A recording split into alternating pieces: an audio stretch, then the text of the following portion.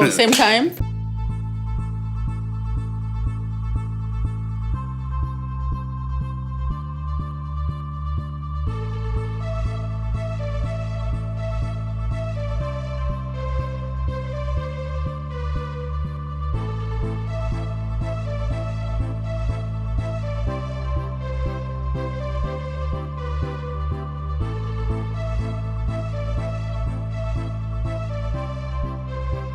All right, on three. 1, 2, 3.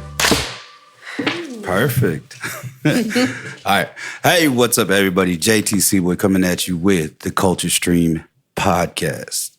Today, I'm joined by some beautiful indigenous people here, designer, influencers, models, some people that are doing some good things for our indigenous people out here.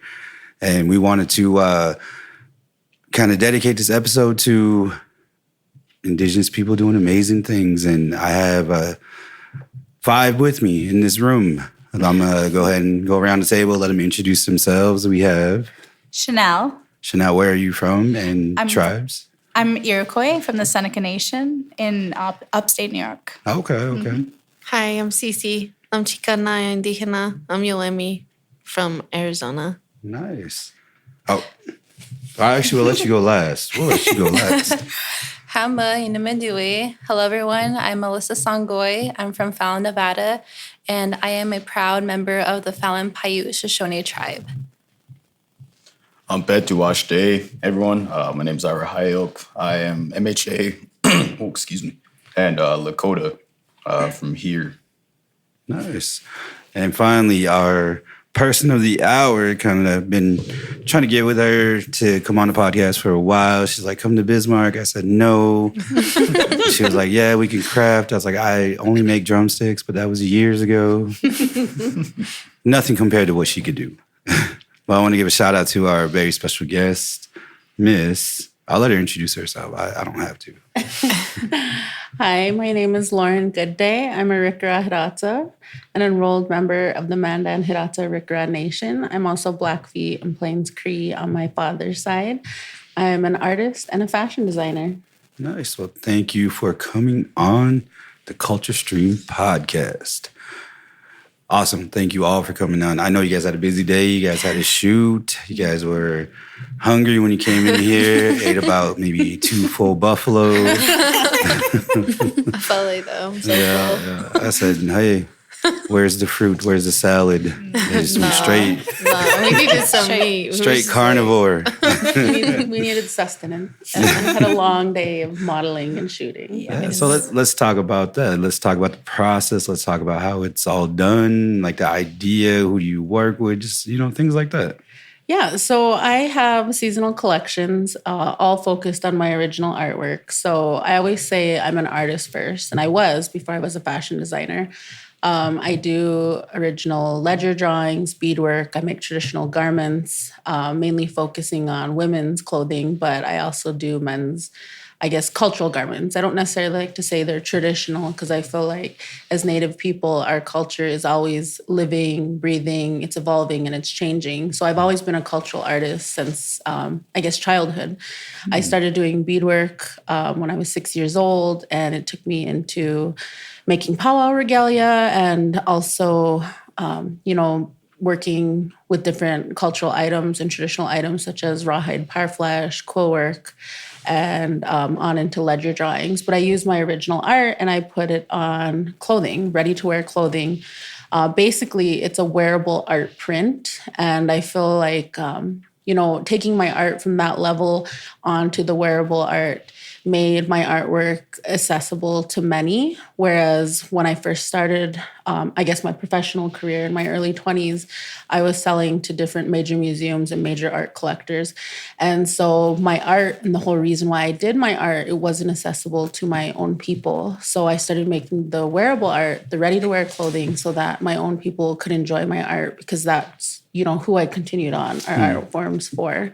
But I'm a fashion designer and I have seasonal collections. And I'm lucky enough to have made some amazing friends that have joined me on my photo shoots. And I feel like the models that I get, they're all doing amazing things in their own rights. I try to get people that are role models, people that are doing major things within the community. So that's who I invited here today with us. We just happened to be at Four Bears Powwow, had a photo shoot today for the new summer 2025 collection. And I'm glad we could be here and join you. Thank you so much. This is a treat for myself, all the listeners. And as you know, we haven't been doing the podcast for a minute, but I'm glad that we're able to come back with this episode.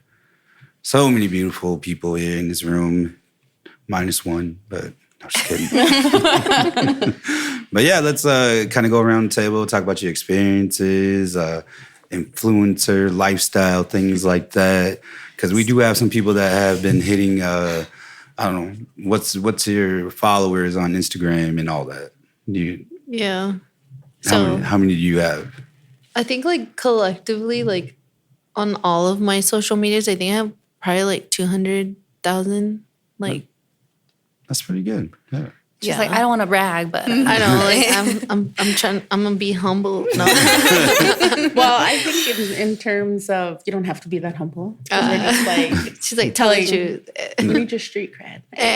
So, Cece Meadows is the founder of Prado Beauty, and I actually did a collab with her, a makeup collaboration. But she's done modeling, and she's an advocate for Indigenous people. So she's done a lot of really cool things. Nice. Yeah, my daughter loves your makeup line. Oh, thank you. I have 2 teenage daughters, actually 3.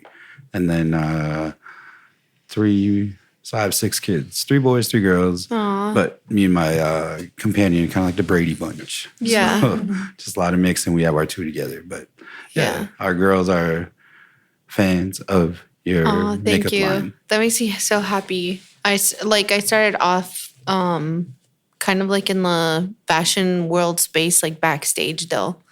So I'm a professional makeup artist. I started off doing runway shows like at New York Fashion Week. And I didn't really see like a lot of Native or Indigenous representation backstage, whether it was like the makeup artist who was king or even the models. But then like we would have some designers who were always appropriating Native culture who wanted us to do like, you know, certain looks on people. And I'm like, I'm not doing that. You know, so it just kind of, I guess like a segue into creating Prados. Like I wanted there to be like authentic representation because I also have 2 daughters. And like growing up, you didn't really see, you know, my aunt would come home from college and she'd bring all like her Cosmo magazines and, you know, all of those big 80s hair, you know, like those magazines. I never saw like Black or brown people in those magazines. And so when I had my daughters, I was just kind of like, I want to create something that they could see themselves in. And so when I hear that your like daughters wear makeup and stuff like that makes my heart like really, really happy because I made it with them in mind, that they would see themselves, that they could wear something that, you know, was either designed or in collaboration with another Native or Indigenous person. And that, you know, I guess there's different like cultures and subgroups that they get to say like, oh, this is made for us, or, you know, and to be able to do that in this space, I think that, you know, it creates a segue also that opens up doors and collaborations with other people to be able to wear the makeup, whether it's like a model or an artist, you know, who makes things to pair with clothes or, you know, like it just all comes together. So the collaboration with Lauren was really special to me. And we got some pretty good news about that. Another thing, like being able to create makeup is also like take it to retail. So being like the first Chicana Indígena like beauty brand to go into retail in the US, I think that that's a responsibility, not just to our people, but like to the world, to show them that that's possible and like what that representation looks like. So the collaboration with Lauren, we came out with it 2 years ago for our Indigenous Peoples Day collection. And I think you should say it. You should talk about it. You should talk about that. Would this be like exclusive? Like nobody knows about it? No, we launched it for Indigenous Peoples Day 2 years ago. The collection is launched, but I guess the big news is, so Cece, her Prado Beauty is already in JCPenney's nationwide, but our collaboration, our collaboration, the mini palettes are going to be launching in JCPenney's nationwide as well. So that's coming up in June. Yes. So excited. Yeah. Congratulations. Thank you. I really feel that some of the beauty of being entrepreneurs with like-minded entrepreneurs is being able to share opportunities together and also learning from each other. I feel like Cece and I's collaboration, it was an ethical collaboration. I feel so many times these non-native companies come into our craft workers, our people, our creatives, and they'll take advantage of them because even me as a first generation entrepreneur, I've had to learn some hard lessons, dealing with businesses and doing collaborations. But with my collaboration with Cece, everyone was paid fairly. I was paid for the art. I'm paid per item sold. And I feel like, really finding these good people that we have on our sides, on our teams, and we eventually work with and collaborate with and represent our brands it's amazing because we get to share in the success, we get to help in the success and help raise our people. So yeah, we're really excited about the going in JCPenney's with my part of the collaboration. She's been there, but it's gonna be amazing. This will be my first time in major retail. I've done other collaborations with Manitoba Mukluk, Sackcloth and Ashes, but this is the first time going in retail. Yeah. Wow. Congratulations. Yeah, and it's all about representation. And I feel like, having her talk about the little girls or the people that wear our stuff or wear her makeup, that's also what I feel. It's about the representation of our own people. And like I've said before, I create my wearable art and I create my art first and foremost for my people. And I want my people to feel represented. I want them to feel that they're a part of this. And that's why I choose the models that I do. Choosing people that are good people that are doing amazing things within their communities. We have Ira here. He's a Marine. He just danced in this veteran special last night, and I told him how cool he looked. He had his war bonnet on that he'd earned from being a warrior. It's powerful. Right. Yeah. And then, we have another entrepreneur here who is a bead worker. Alyssa does amazing beadwork with a huge social media following. People thank love you. her. They love her. They love her little family. Yes. But, that's part of the reason why, I choose the models that I do is because I want to give light to, what they're doing. And I want young people to see that what we're doing is possible, that you can remain cultural people and that you can still be tied to your communities and do work within your communities, but yet still be entrepreneurs. Yeah. I'm a firm believer in that because that's how, kind of a backstory about Culture Stream. So the idea behind Culture Stream was to have our own indigenous representation as far as music. I've been doing music for 20 plus years, producing, recording, all that thing. And one of the things that I've noticed about Native artists and drum groups is that some of them don't even know how their music is on these streaming platforms. Yeah. But it's there. Right. And there's do we get paid for that? Well, if you have your representation, but they find out that they have given all their rights to a company. Right. And to me, it's just that's not right. It's robbery. Exactly. It's just like a piece of artwork where it's just you make it, but then someone else prints a T-shirt of your artwork and they're making all the money, but you don't get nothing. That's not fair. Yeah. And the reason why Culture Stream was a big thing for me is because I wanted to represent our people, represent our drum groups, our Native artists, and just show that, hey, we are capable. We can do the things. We can use the technology for our advantage. Right. And that's the thing about it, was to say I had a streaming platform out for about 6 months, the Culture Stream app. And it was doing good. We had a lot of downloads and stuff, but the downfall was that something like that, you have to have a continuation revenue stream. Yeah. And unfortunately, we didn't meet that mark. So we had to kind of let that go. But that is the dream to kind of do. And now a lot of people are just we have Apple, we have Spotify. Things about those is that there's no native representation. Right. The people that curate these playlists, they're not Native American people. It's just Right. they type in keyword, how y'all were talking about AI. AI, yeah. Oh, yeah. Is it like pretty much all they do is like Native American artists? Right. Boom. Yeah. And you look at it like these streaming platforms, we don't even have our own genres. Right. You know, there's no NAC, there's no Northern, Southern, Contemporary, like things like that. Things that really put us in our own world, our own place. And that's why I always tell people is just with technology and everything, like connect with the world, connect your culture to the world. Right. So that way everybody understands that we are still here. We are capable. And a lot of people think like, you know, well, they come from teepees, what more do they know? And it's just like, hey, More than you know. there's kivas, Right. there's longhouses, there's other things out there. But that's just the simple things is we're trying to expand the minds along with the world. And that's what I really believe about, you know, self-representation, and y'all are doing it. You guys are The a ripple big part of it. effect. Yes. Yeah.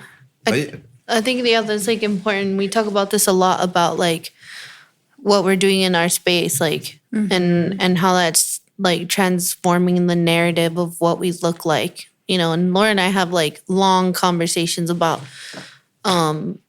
breaking that, like I would say like generational ideology that wasn't created for us, like retail being from, you know, being one of them, but that rolls over into every single type of thing that you're trying to touch. And I think that half the time, like we spend our conversations trying to figure out how do we make ourselves be seen in this bigger world where they put us in boxes, you know? Yeah. And even for us, like I'm Chicana, I'm Indígena, I spend half, like 95% of my time trying to convince people or remind people that we are Native. Like we're not white Mexicans, you know, like we've been here.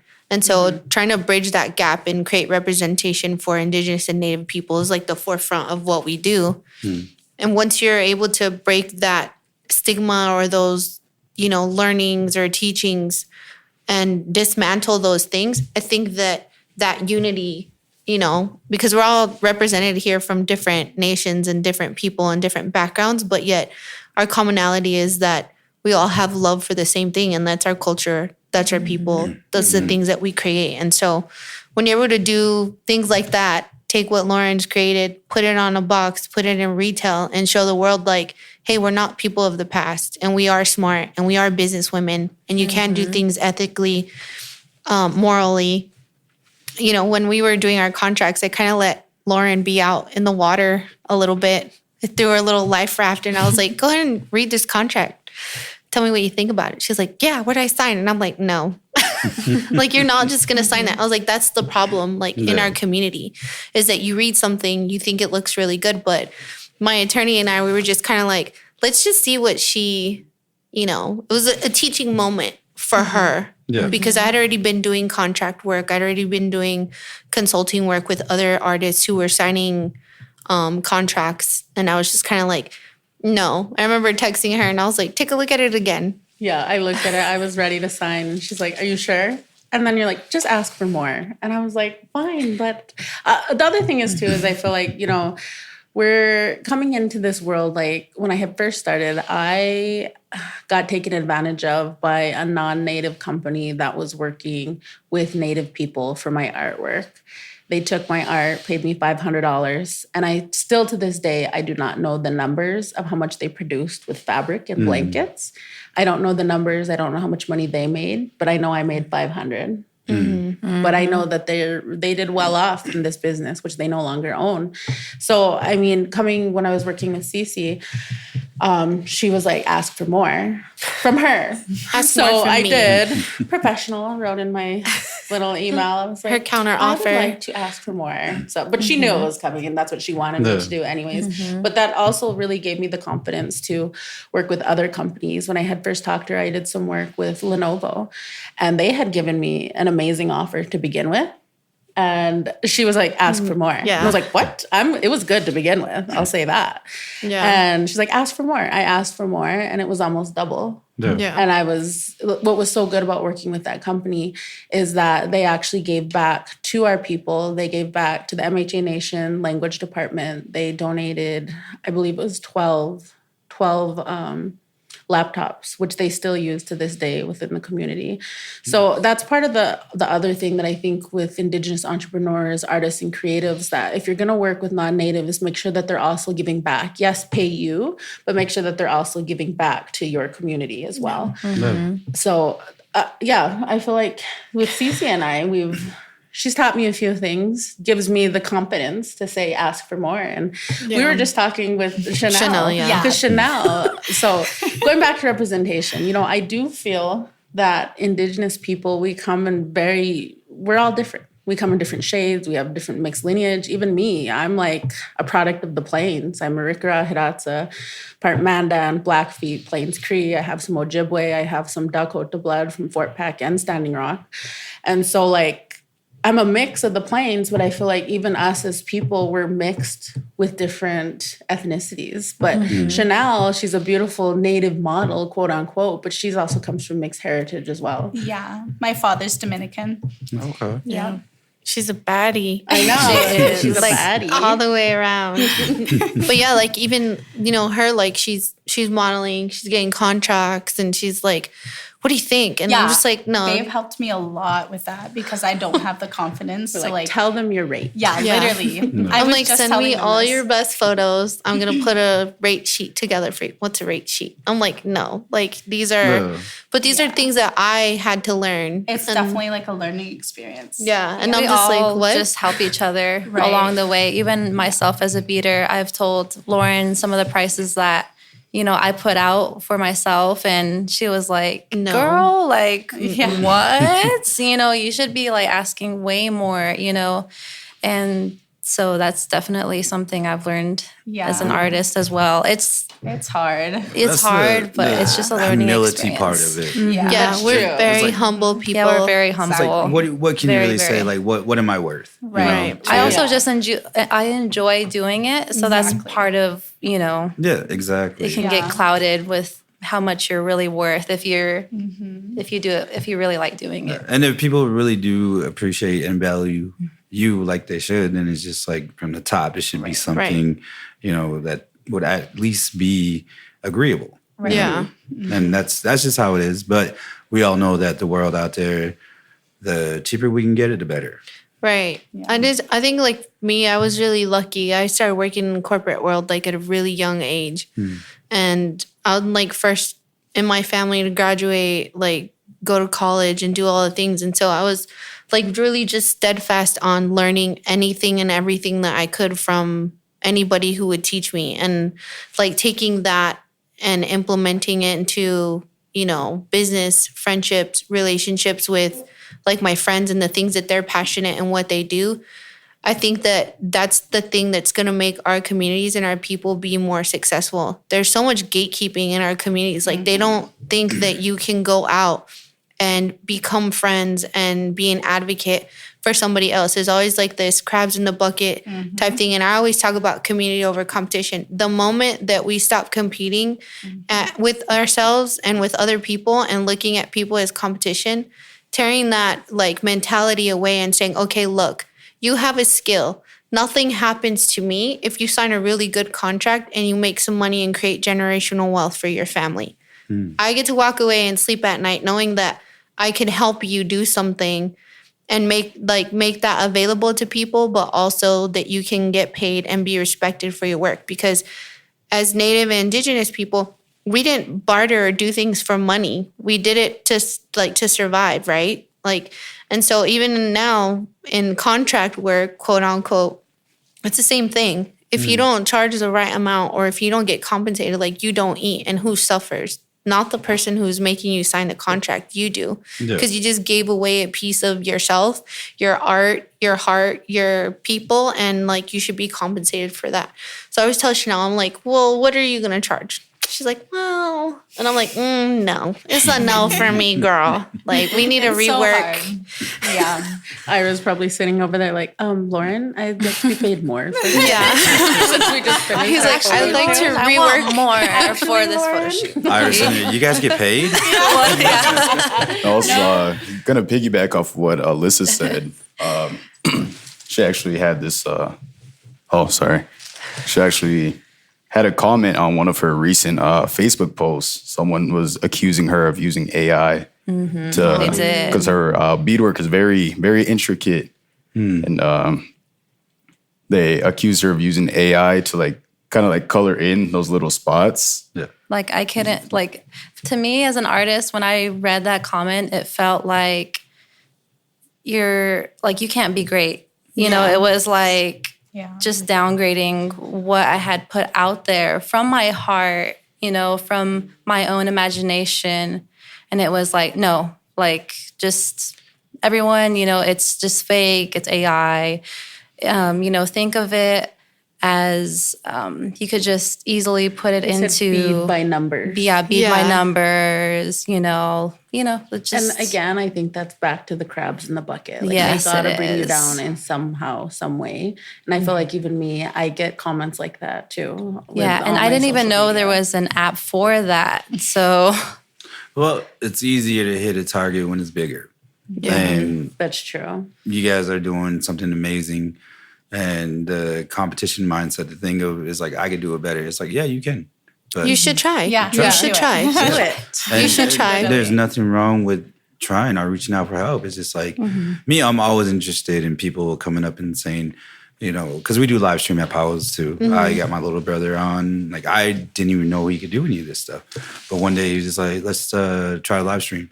So he showed me what he could do. And I was like, damn, well, what do you think about doing live streams for because we used to do podcast live streams. And then he was just like, yeah. So he kind of set it up. I was like, okay, what do we need?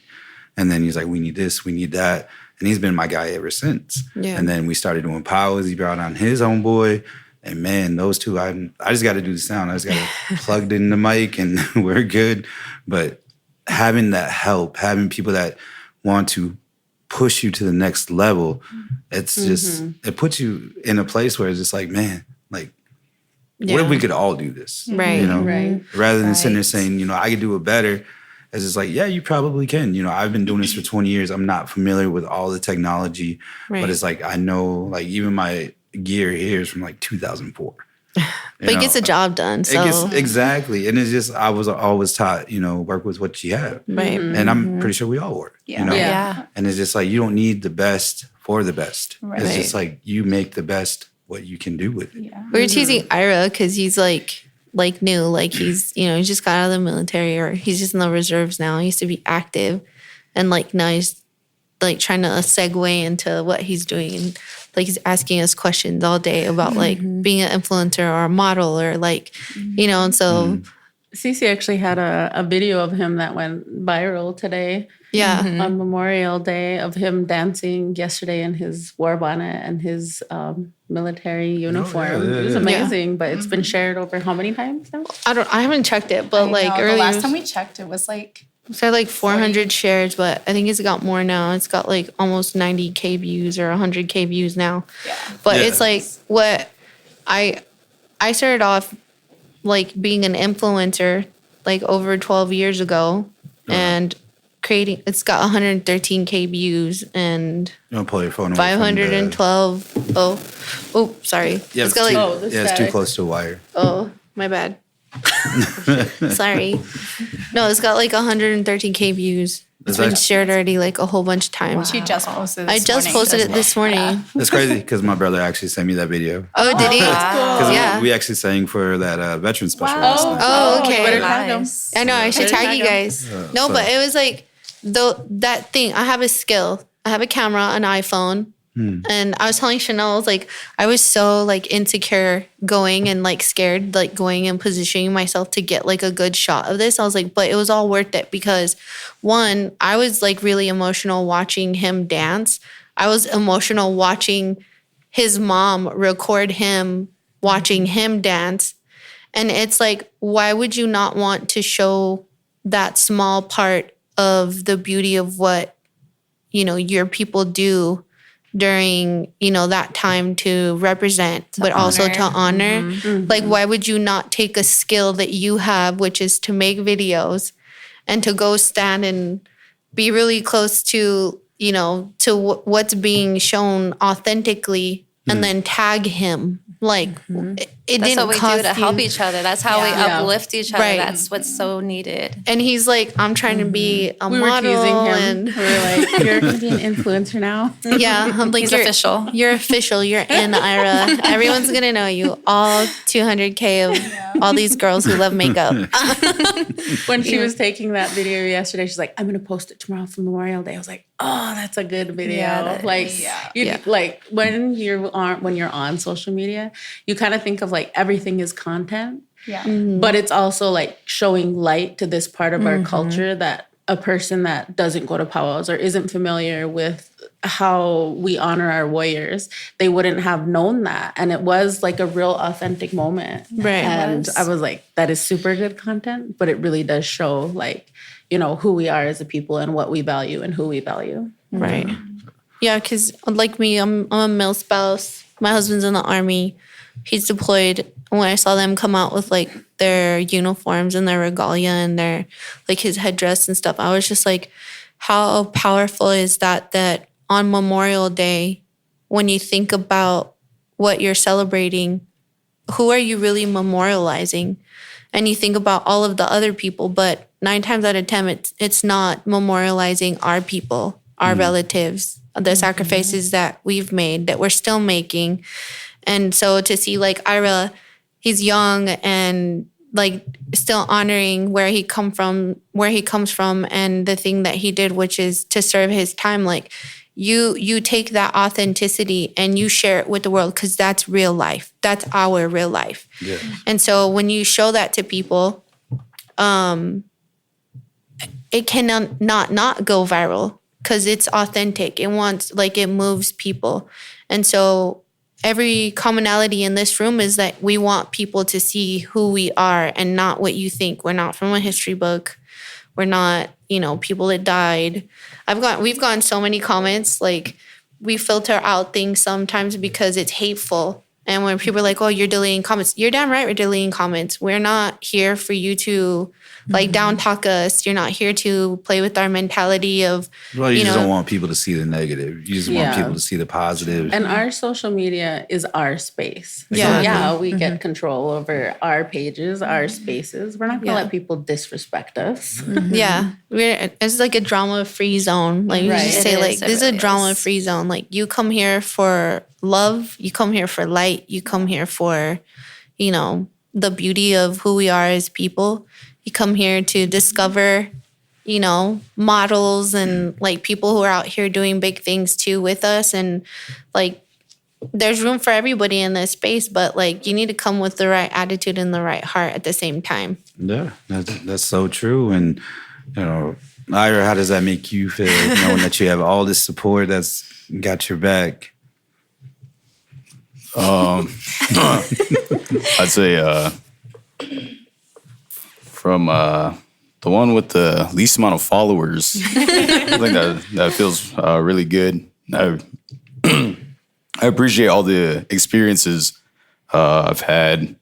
Lauren asking me to model on multiple occasions.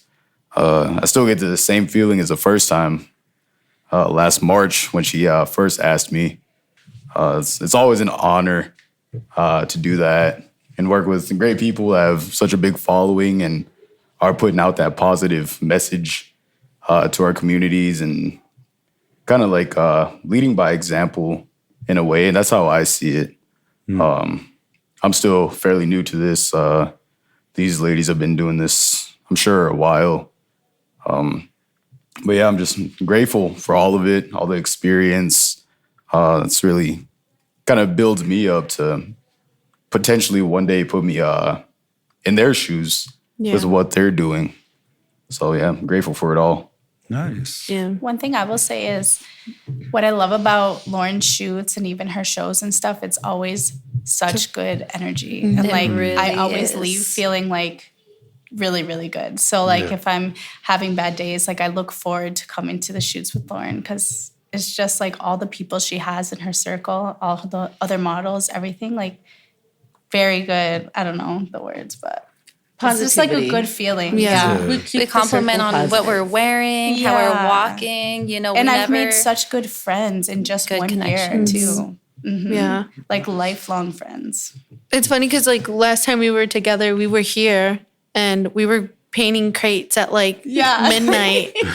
And like we were working, but it didn't feel like you were working. Like work. It's just like you're you know, spending time with each other. You're talking about like your communities. You're talking about her res, and I'm talking about like my pueblo, like, you know, talking our about families, our families. Babies, yeah, the like, ones who we're doing it for. Right. Our babies. You're just spending time together, like building community within your friendship. And honestly, like also teaching, like Lauren, I'll text her. I'm texting her in Spanish, and she's like, "What is that?" And I'll send her a voice note. I was like, "This is how you say it, and this is what it means." And you know, it's just kind of like a permanent cultural exchange, like built-in friendship. You know, and like Chanel, she's Dominicana, and so it's just like sharing that part of like, you know, commonalities that we have, and then sharing that stuff with Lauren, and then sharing it with Alyssa, and even Aria today is like, you know, our little comments and how we talk and stuff. Like that is the beauty of being able to create like friendship and deepness in that. And so you become protective of that. And so when we're at fashion shows or she's doing something, it's like you need to make sure you know who's modeling for you. You know, you do a deep background check, you know, because you're creating a space where you're not just wearing her clothes, like you're representing like Native and Indigenous people. There's a lot of photographers and our friends who write about like events and stuff like that. And so if we're just not putting out the best part of ourselves all the time, like that is a reflection, right? So reflection was right. So you want to. It really is a community too. And I feel like we all have our communities and that we all support each other. We help each other out. We think of ideas like, how can we collaborate? How can we, you know, use our skills that we have, our modeling skills? What can we do together? How can we rise as a people and as a community? Yeah. And I always leave with more motivation to like put into myself, into my social media, like more ideas. Yes. Yeah. So let's see. Let's talk about kind of something that might be a little bit on the outside looking in. But who really is the target market for Lauren Good Day? Like, how would you feel if you see non-Native people wearing your clothing? So I always say I create first and foremost for our people, but non-Native people can wear my ready-to-wear because I feel that if they want to support Indigenous design, it's best to support actual Indigenous artists and businesses first and foremost.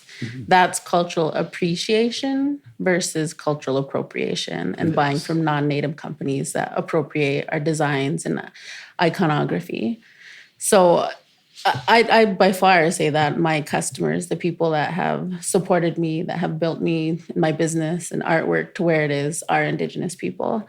And I'm always so grateful when I see my work worn in communities. Like, it's amazing. Like, we just went to the powwow and I seen a number of people wearing my designs from a distance. And, you know, whenever I see them, we seen two little boys run by with my T-shirts on. My uncles actually wore the same fit. They had the same shirt on yesterday. Shout out to them. Yeah. But it's really amazing to see my work worn in communities. I've seen a number of times, like, people will text me and they'll text me even pictures the concert. of random people. We went to we went to a concert. SZA and Kendrick Lamar In Minneapolis. and we look over and there's a guy literally wearing Lauren's shirt. Yeah, a button-up star shirt. Yeah. That was so cool. We were like, guys, that was like, cool. whoa, He didn't that's see so me, but I was like recording him. Not creepy. Yeah, not creepy at all, but just more like celebrating it. Well, that's cool. I mean, the fact that you're celebrating rather than being offended by it, that means a lot, because you probably wouldn't be offended with it. You'd be celebrating it, but you know dang well somebody's gonna be like, "Oh, always you can't wear that." Yeah, you know, always. But it goes the same as beadwork. You do beadwork as well. I feel this exact same way. It is for my people. You know, my purpose was, you know, for my people. But if it goes beyond that, I also appreciate that as well. Yeah. Yeah. I mean, let's say somebody offers non-native, says, I will pay And you. I've gotten messages, I've gotten messages, and I'm just so thankful that my art's being able to, be purchased like from me, that it's not, in another country or, copied work, things like that. Yeah. I think it's really important to support the artist directly from them. Collaborations are cool, but if you really want to support an artist, support them directly. Buy directly from them, directly from their website or directly from their social media. I feel like that, because for sure that directly goes back to their communities, to their community ecosystem, and to their families. Because what I always try to do after I've had a really successful launch is, I give back to my community as well. And I don't ever announce it, but if you see like all the moccasins, the tack belts that I use, and even some of the accessories, I pay artists to create those, and I tag them within my social media as well. But it's my way of giving back to other artists, because I feel that we do have an Indigenous economy, we do have an Indigenous ecosystem, and that it's important that we give back to our people. And I'm always consciously thinking about that. Even when I'm on the res, I'm like, okay, I'm gonna go and I'm gonna get gas from this gas station because our tribe owns it. Yeah, and I just want to add to that. Even with my beadwork, I'm purchasing beads from my grandma, who sells beads. And I'm, buying buckskin from, local community members. So, it just, like I said, the ripple effect, it affects everybody. And it's important to support directly from those artists, because you never know who else it is helping. Right. True. And I guess social media nowadays, everything can get out there. Just like you said, Ira blowing up with your video. I mean, how do you guys feel about like non-natives when they lip sync along with like Fawn Wood or old powwow music or things like that? I just saw Willow Smith do. Yeah, she was singing one of Fawn's songs and she tagged her in it. And I think sometimes if it's done in a good way. Yeah, if it's done in a good way, it's respectful. Recognition, acknowledgement is very important. I always tell people, I'm like, if it doesn't, it shouldn't bother you to go buy some turquoise, like especially in New Mexico and Arizona. You see a lot of like the rodeo like scene, and they can go get their stuff at freaking Buckle and, at a Boot Barn.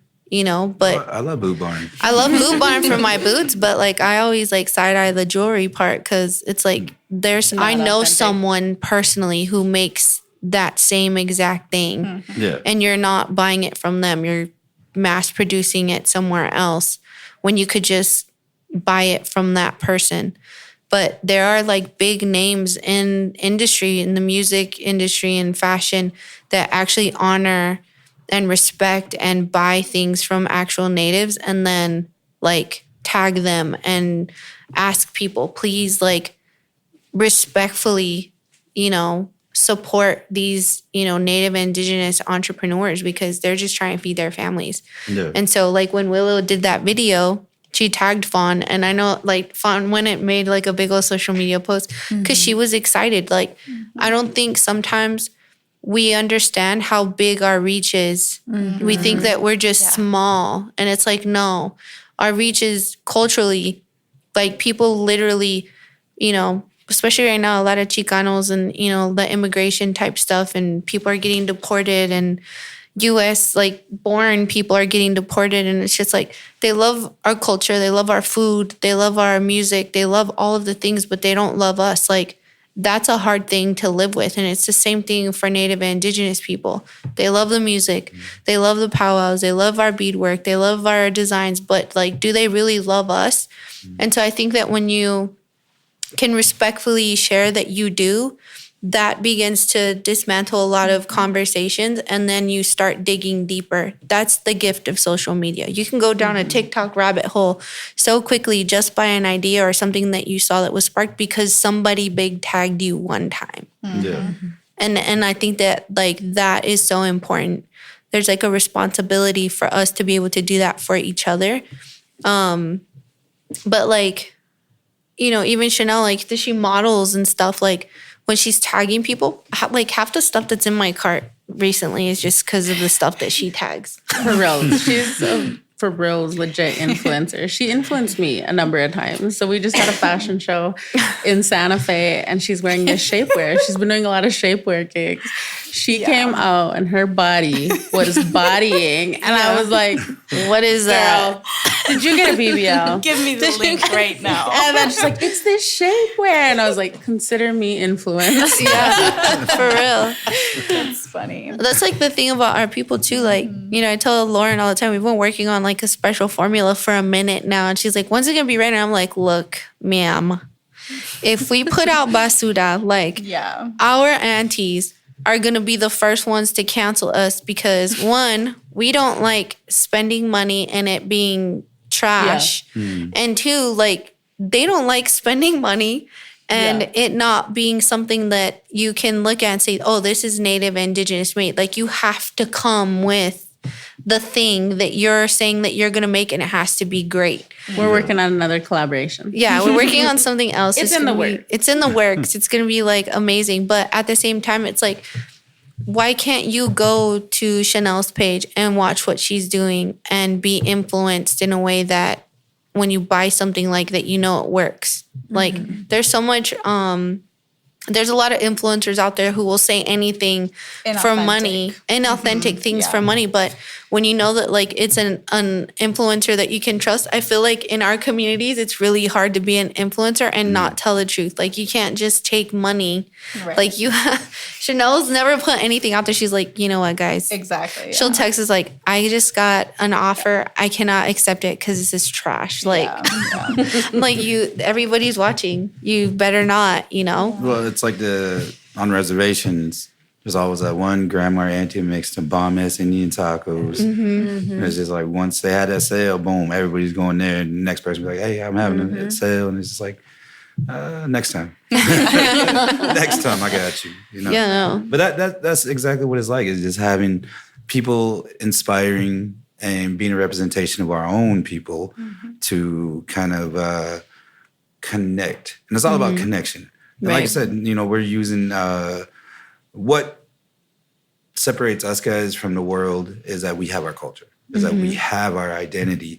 And a lot of people are jealous of that in a sense because the ones that you're talking about that are deporting are people loving our culture, food and all that. They're probably the ones saying, but I'm not a racist though. Exactly. They're the first ones to say that, but like really you are. Because you're not standing in the gap for us. You're actually contributing to the thing. And so our own people are out there sitting there voting for Trump, like, oh, he's going to make America better. And it's just like, why? what has he done? Exactly. And that's a whole different topic. Yeah. Whole different subject. We ain't going to get on that. It's like we're just politic free zone. Don't get us started. Positivity here. Positivity. But yeah, I mean, going back, that's an example of, you know, people just close-minded, small-minded, not able to kind of see the world bigger than what's in front of them. And it just sounds like when you talk about your creativity, ideas, it's like you don't say like, oh, it's just arm length away. You know, you're reaching beyond that's that. like that in the modeling world too, though, that a lot of obstacles because like that standard model look of being over 5'8" or whatever and or 5'11" and tall and skinny, that's like, I feel like it's 2025 now. Like That's not us. I'm a short, thick baddie. Yeah. But that's why I appreciate Lauren as well because she's here for all bodies. Yeah. I'm inclusive. I want the people that wear my work and buy my work, support me, to feel represented and to see themselves within the work. And that's also why I get models that are multi-tribal from different areas, is because yes, my work is centered around my artwork, which is very plains oriented, but I want Native people to know that they can identify with my artwork as well. And also why I use, in the fall collection, I had a horse ledger art print. And I feel like the horses always go amazing for me, but it's because so many Indigenous people and even Western people, we have a connection with the horses. But I try to make my art still authentically me, but also let people feel represented and let people have a connection to the artwork as well. Yeah. Nice. And then the beautiful faces that get to wear it. Yes. Like, I don't know, we sent out 150 PR boxes and we shipped them all over the world. They weren't just in the US. They weren't just to my people. They weren't just in, Lauren's people. We literally shipped these huge PR boxes, cost hundreds of dollars, sending them to Canada and sending them to Mexico, sending them to New Zealand, to the Maori people, sending them to indigenous people all over the world because, yeah, it's a Plains, design and Lauren's from MHA Nation and stuff like that. But you want people to know that where this is a time right now where you're creating community and you're creating togetherness. And so being able to work with different indigenous people and see them represented on runway, you get to sleep at night better knowing you did that. You didn't have to do something that was strictly for this one person, or for this one subtype. You could say, I'm best friends with, somebody from the East Coast, and I'm best friends with somebody from, the desert, and I'm best friends from somebody who's, from Mexico, or you could say all of those things, but at the same time, you're also doing work with them to represent them well. If I was to put out a video and it's I was on the MHA Nation this weekend and it just wasn't the very best video, you're now dishonoring your friend by not showing the very, not just that it's the very best part, but it's the most authentic, beautiful part of who they are. You want the world to see that part. Yeah. And so I think that, being friends with Chanel and Alyssa and Lauren and Ira, you're constantly walking with that mindset that you don't just represent yourself, you represent other people too. And so you better be real careful about what you say, what you post. And your reputation means everything. Right. Whatever you put out into the world will come back to you. And that's, what I feel with my friend group. Whatever good I put into this, I'm investing in this friend group. And so much good has come back to me. So much good has come back to me. I love it. Yeah. I feel like there's so much blessing in being a good person and living by your traditional values. And those are the type of people that I like to surround myself with, because I feel like when you're a good person and put good out into the world, you get so much blessings back. And I feel like that's a big part of my success, because people always say, how did you do it? And I said, well, I worked hard, but, I keep positive.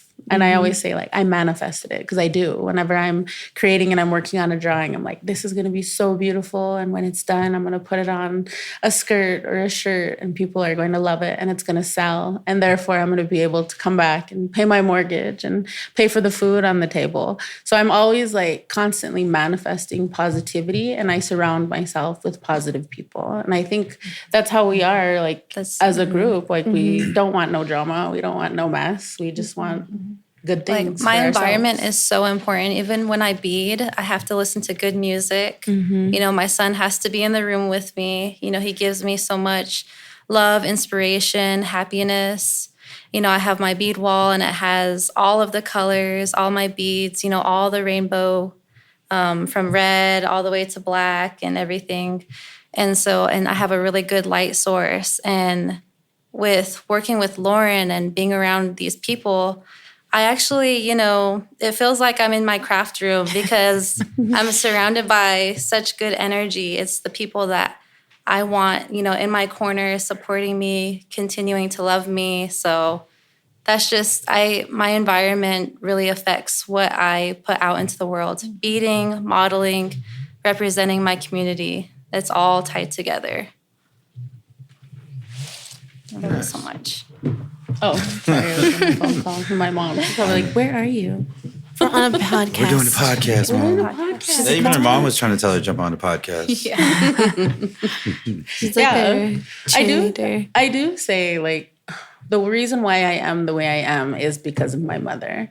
I feel like as we got older, we butt heads, just because I feel like I'm really stepping into my role as a matriarch as well. But the reason why I am the way I am is my mom. She's definitely who grounded me and who, you know, taught me our values and made me who I am today. And she's why, you know, I've been sober all my life. She's the reason why I powwow and I dance with my children still.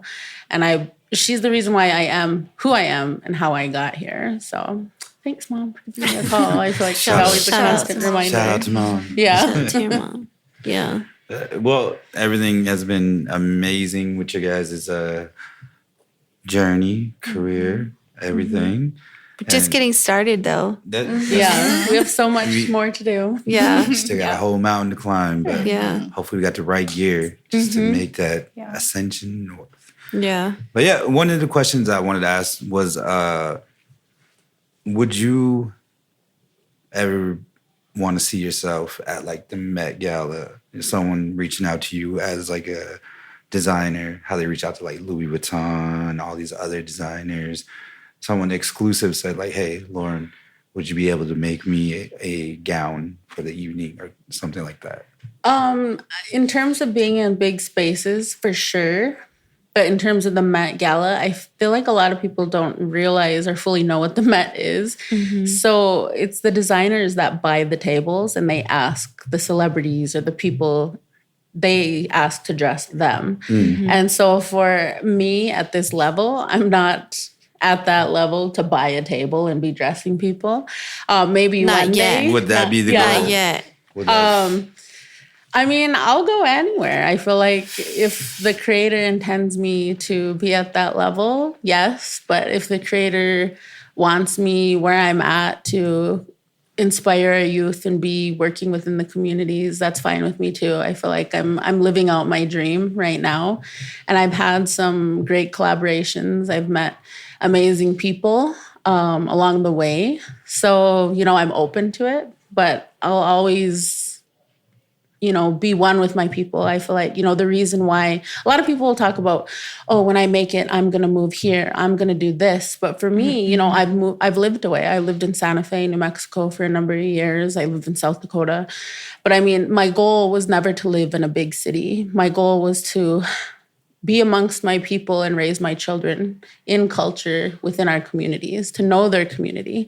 So I feel like, yeah, if I go that big, I would do it. But I don't plan on moving. I want to live within my traditional homelands.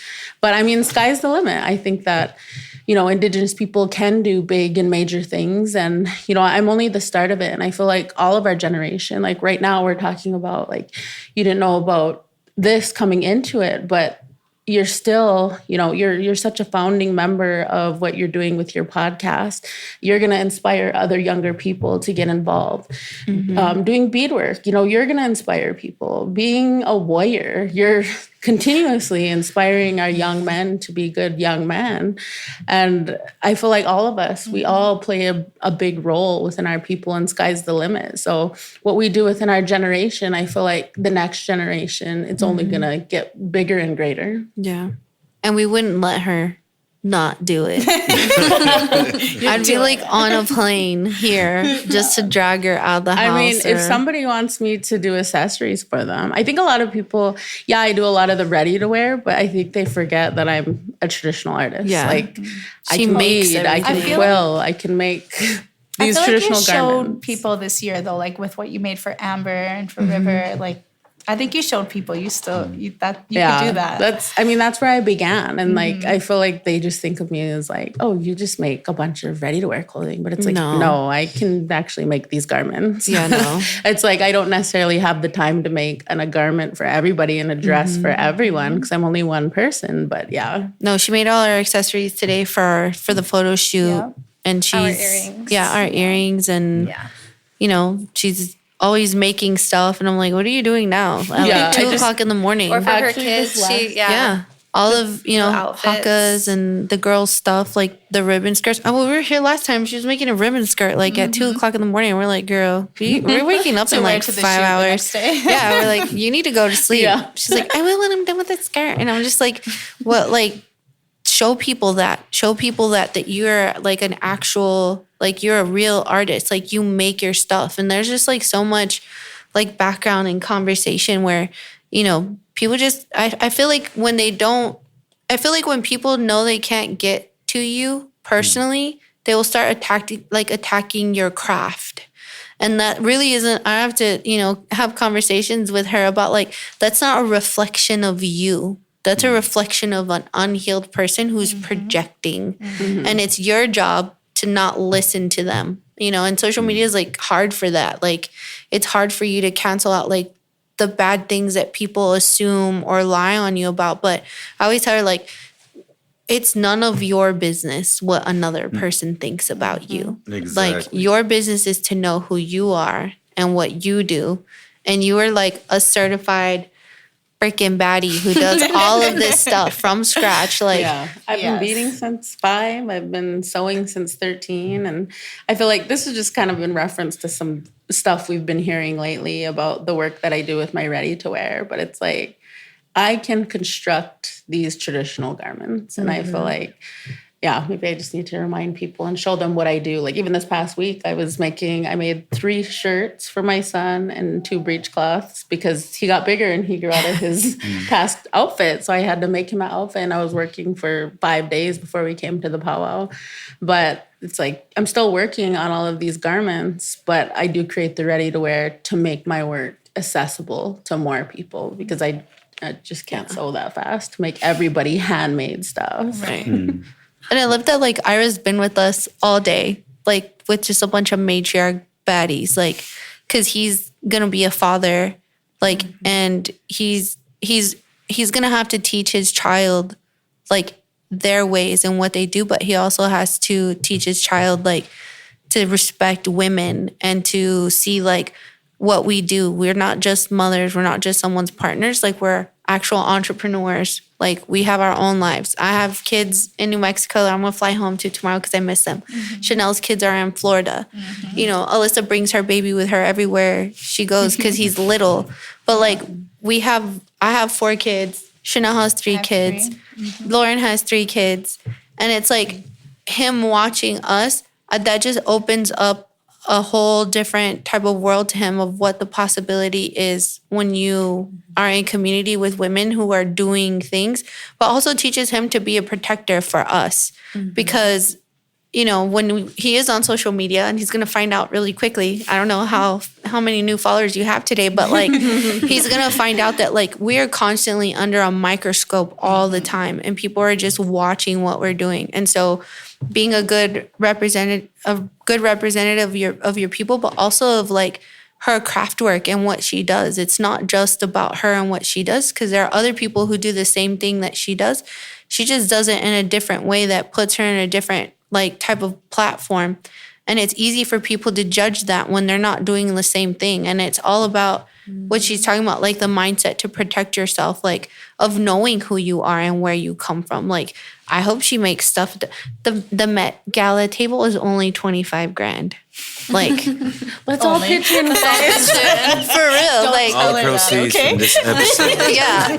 We're donating all the proceeds from this podcast into buying Lauren a $25,000 Met Gala. Yeah, I know that because the person who designed all of the black tailored suits, he raised the money.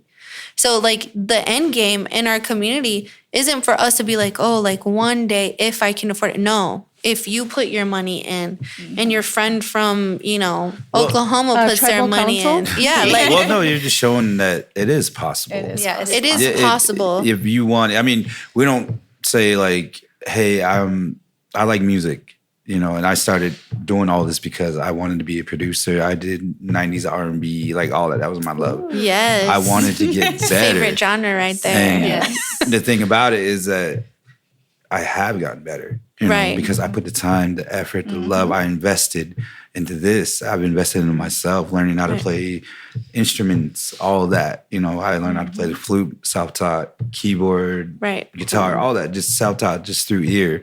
And then we got to show people that, you have your sons in basketball. You want them to get better, right? They want to get better. I'm scared for them, but like I'm there to support them. Exactly. And they want to get better. It's all on the person, how they want to get better. Nobody just ever sits there and says, well, I'm just gonna sit on a bench. You know? No. And that's pretty much what I feel is the importance of this episode, is telling that it is possible. Yeah. You got to get better. It's very She was talking about the level of her craft, starting from 5 years old to where she's at now, where you have these amazing people just saying, it's only 25,000. Yeah. It's a lot of money, but it's only 25,000 to reach your dreams, to get to your goals. I mean, shoot, let's see how we can get that 25,000. Contribute to our GoFundMe. No, but for real, like if you have friends who are doing great things and they're also making money, I think too, like in our communities, like people don't like talking about money. I know I didn't like talking about money because it's like a mindset scarcity about money, you know, but once you start making money and her and I talk about this all the time, when are we going to become the bank? When are we going to become the people who are the ones that are bankrolling these great ideas? When are we going to become the people that are like so invested in what everybody else is doing, not along just with our own stuff, but when you start paying for those things and you start supporting those things, like it comes back to you tenfold. If Alyssa was coming to me, she's like, hey, I got contracted to make 10 pieces for her most favorite artist in the whole wide world that she's gifted pieces to, but I don't have the money to make those things. Can you help me? Well, heck yeah, I can. Why not? Why am I not going to invest in your dream? So the $25,000 table, like that's like a drop in the bucket of like the things that we're already doing. Yeah. And so if that's your dream, if that's what you want to do, like there should be enough people in your community that support you and want to see you do that they will back you for that. I hate to say it, but like white people do that all the time. Yeah. That's how more than half of this country was built. Well, they could talk about money because they had that influence. For us, our parents never taught us, save all this credit. We had to learn about credit ourselves. We had to take a hit on our credit. Right. We had to learn this from the ground up. And our parents, they would just give us a little guidance like, oh, well, better save your money. And that was it, It's like nobody taught us how to invest. Nobody taught us about credit, all that stuff. Right. So for us, it's like where do we want to be with our kids? Right. Chanel and I talk about that all the time. You talk about generational wealth, We do. How far is it going to extend? Right. And that's the key. I mean, I think that's what you guys are trying to hit on too is, rather than just seeing it go to your kids, do you want to see your grandkids, great-grandkids? Right. Because there's people out there that have been 10 generations now. Right. They got old money. We got a whole lot of new money. No, I'm just kidding. Yeah. But like our new money is going to be old money, One of these days. Of these days. Yes. That's what I'm always thinking about. And that's part of what I had to educate myself on and what I've had to educate, continuously learn about is, how to invest for my children and grandchildren's future. So I've set some things up for them because I've found good success with what I'm doing and been able to make a living off of it and contribute back to my people and community. But I don't want that to end after me. Yeah. So I think finding ways that our people, our tribal communities, and our Indigenous entrepreneurs can invest in the future and keep this momentum going is something that we all need to look at. It's important. Yeah. We only got maybe 5 sentences from Ira. I know. I was just sitting over there soaking up game is what he's been doing. All right. I'm back. It's like, he's like, is it my turn? My turn to talk? Well, overall, what's your thought process on all of this as not just a room, but your whole day? I mean, you said it felt like your first time, even though it's how many times have you done this now? 4 or 5, I think. 4 or 5? Yeah. And have you gotten better? Have you learned more, or are you just a little more? I've gained a little more confidence. A lot more confidence. Yes. We can see in the photos. Yes. I still need a little bit of help with that. Thankfully, Debbie, the photographer, is able to do that, and along with these guys, they all help me try to get better. I don't know. I honestly I think it was Alyssa was saying that. She doesn't or didn't think she was cut out for modeling. Yeah, I felt really the same way. Then I was fortunate enough to get that message from Lauren last March asking me if I wanted to. Yeah. And when I was fresh out of the military, I didn't know what else I was going to do. I was taking a couple months off to myself. But then I kind of, like I said, stepped out of my comfort zone, gave that a shot, and crawled out of my shell.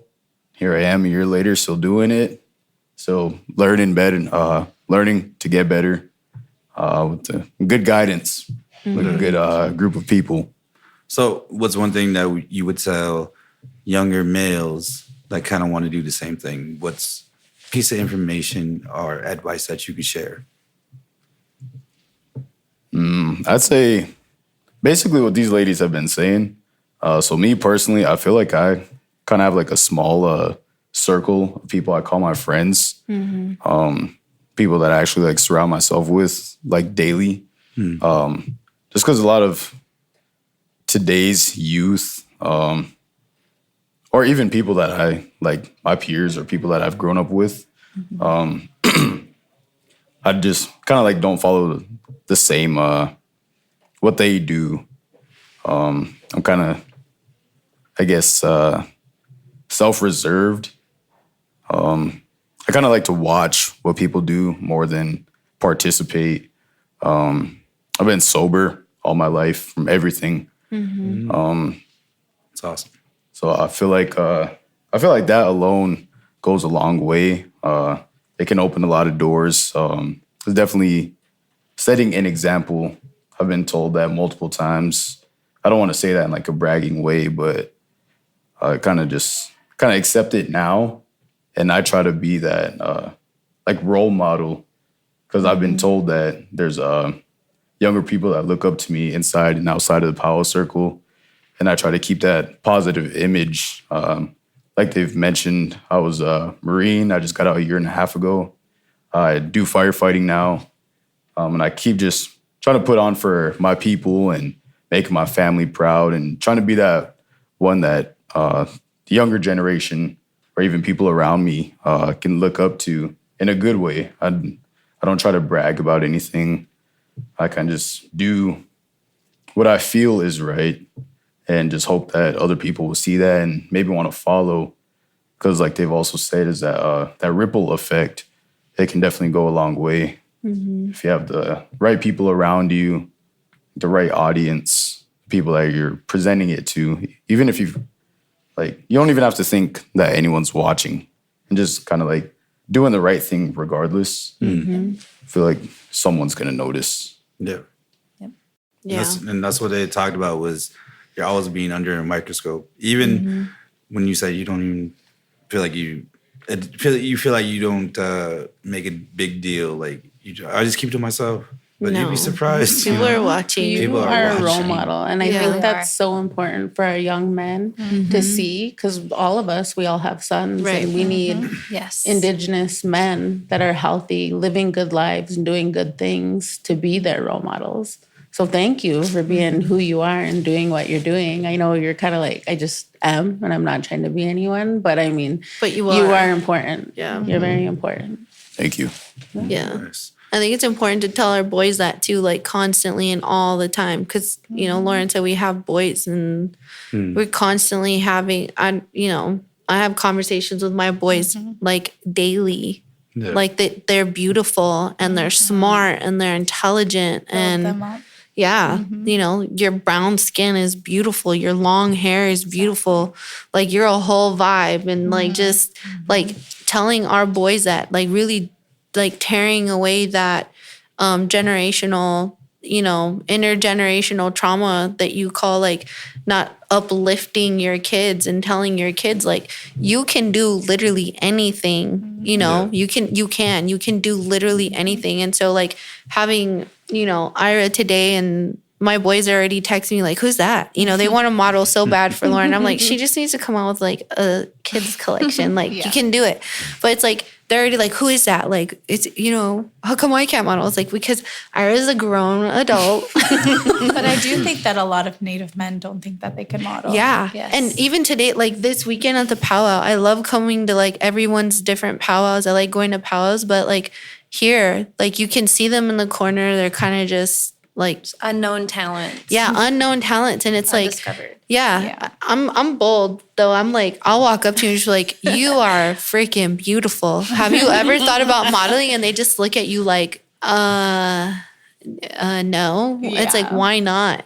Right. Like what are we not doing by uplifting our boys and our men and telling them that you are beautiful. You're more than just a powwow dancer. You're more than just, you know, whatever it is that you are going through, like, in your life. You're more than just that. Like, and you are worthy of being seen, and you're worthy of being, you know, an example if that's what you want to be. So having Ira with us like all day, he's just like with the girls all day. I was teasing him. There was a group photo and there was 4 women around him, and I was like, Ira and all his wives, old ways. The old ways. He was like, no. And we're like, Don't get me in trouble. I know, right? It's like too late. Ira and his wives. Like, no, but like it's that.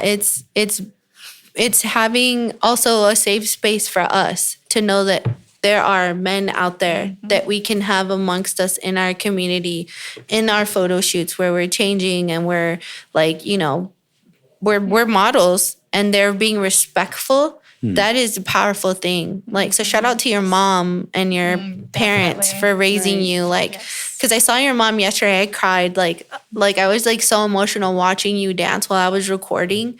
Mostly because I was missing my husband. Like, what, he doesn't dance, but like just in the uniform thing, like I was just missing him. And I'm like watching Ira dance, but I looked over and I saw your mom and she was just beaming, like, and I got so emotional watching her because I was like, this is a vivid picture of how I feel about my sons, like watching my sons, you know, my sons draw and my sons play basketball.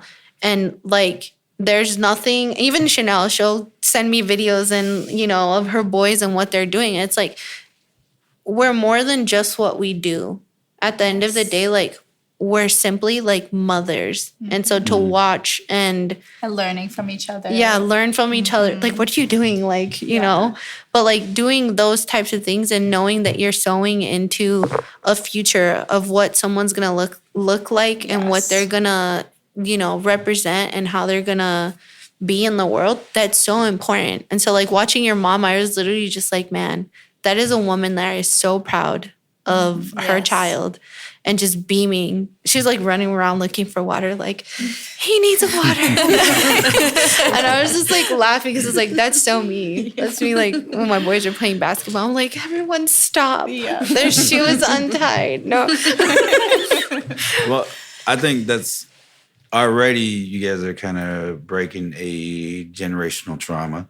Whereas, like, why is it like people kind of, our generation, have never sought out to be like singers, never sought out to be more than just a powwow singer. Like, there's dudes out there that can freaking sing. They R&B. can sing. I will say also, you know, I was kind of scared to call myself an artist.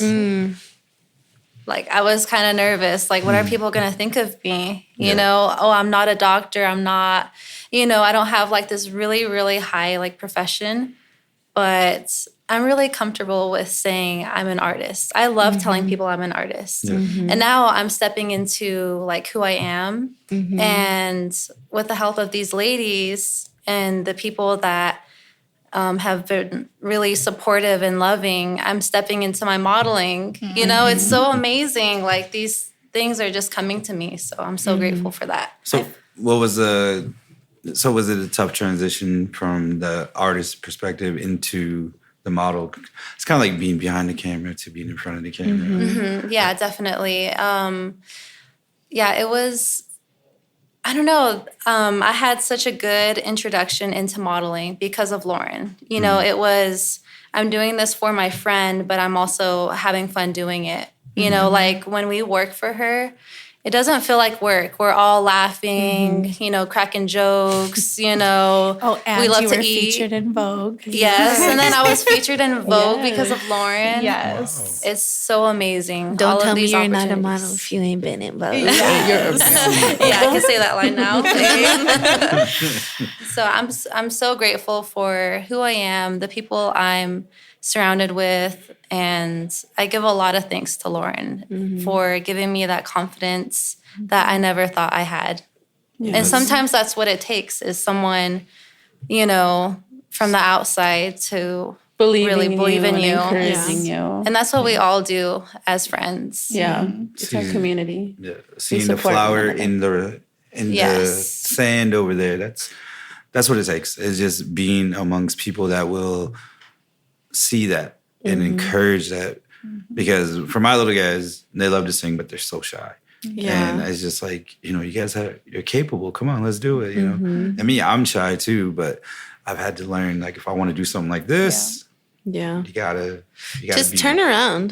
Just turn around so that you can feel like no one's watching you and just freaking belt it out. Like, I'm for real. Like, Well, I don't think you can turn around at the drum, but I know, right? If you're singing, though, like, like, you can, you know, just do whatever Back to it R&B takes. singing. I Back to know. Well, back in the day, back in like when boy bands was a thing, I used to take choir and all that. So me and my brother, everybody was just like, well, we should start a boy band. And we were like, Giving the next red bone. And then, it was just being too shy. And I don't know, just everybody's perception of like, oh, that's dumb. You know, it kind of played into it.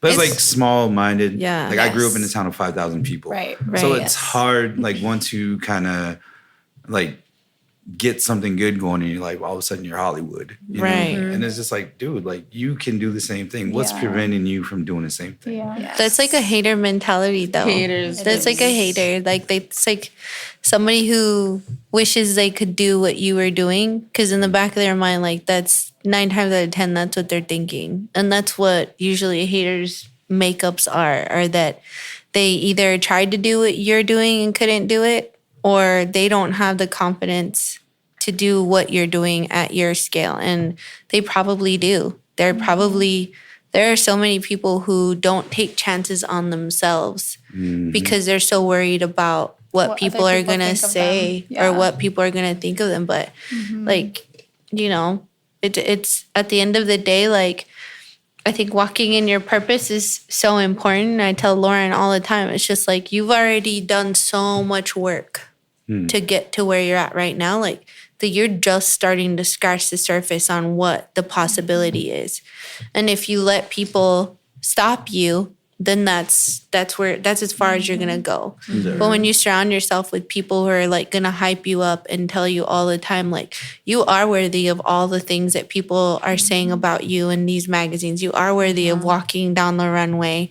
Doesn't matter if you're like 5'3", like, you know, it doesn't matter. Like, it's the mentality of what it is that you create in your own mind that your possibility is, and then, like, you know, doing that thing. Yeah. And so I think it's important to remind yourself too, like, how many people really do support you, because it's easy to like fixate on those people that don't. Yes. Like Yes. I'll get one It's hater hard. comment It that gets past the hurts. filtered words, and I'll be like, and kind of feel down about it. But then, like, It does hurt. literally, It then does I'll hurt. look at like how many support me on Exactly. launch day, how many orders I get in per day. Yeah, even that AI comment, I was like, oof. It does. Yeah. hurt. it hurts.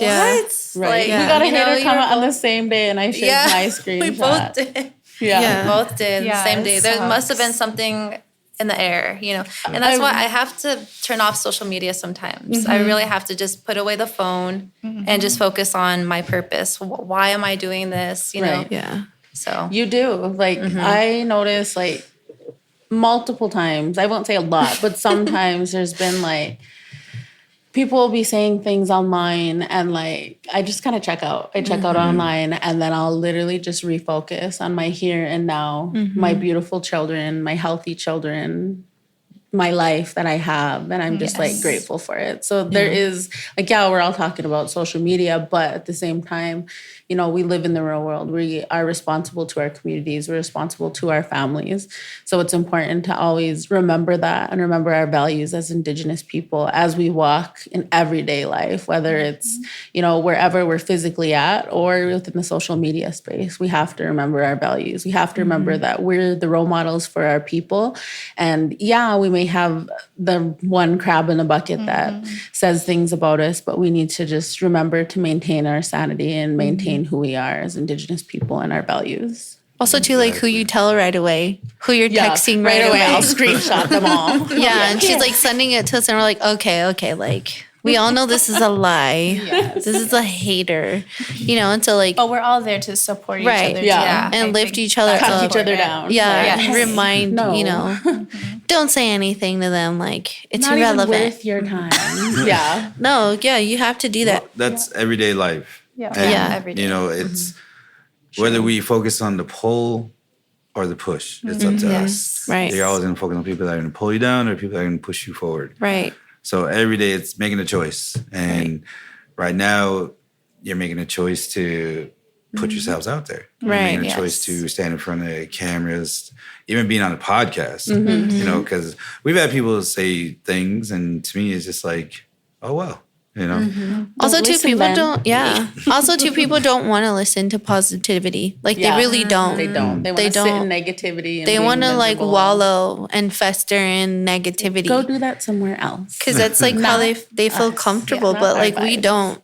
We don't feel comfortable. It makes us uncomfortable to be in drama or for people to be negative because we spend so much time in the light that it's like you don't want to go back. Well, that's what I was talking about, the breaking a generational trauma. Because, I mean, my parents weren't affectionate, but I tell my boys, my kids, I love them every day. Yeah. And Same. That's what we have to do. Right. You know? Because eventually, you know, you want it to stop someplace. Right.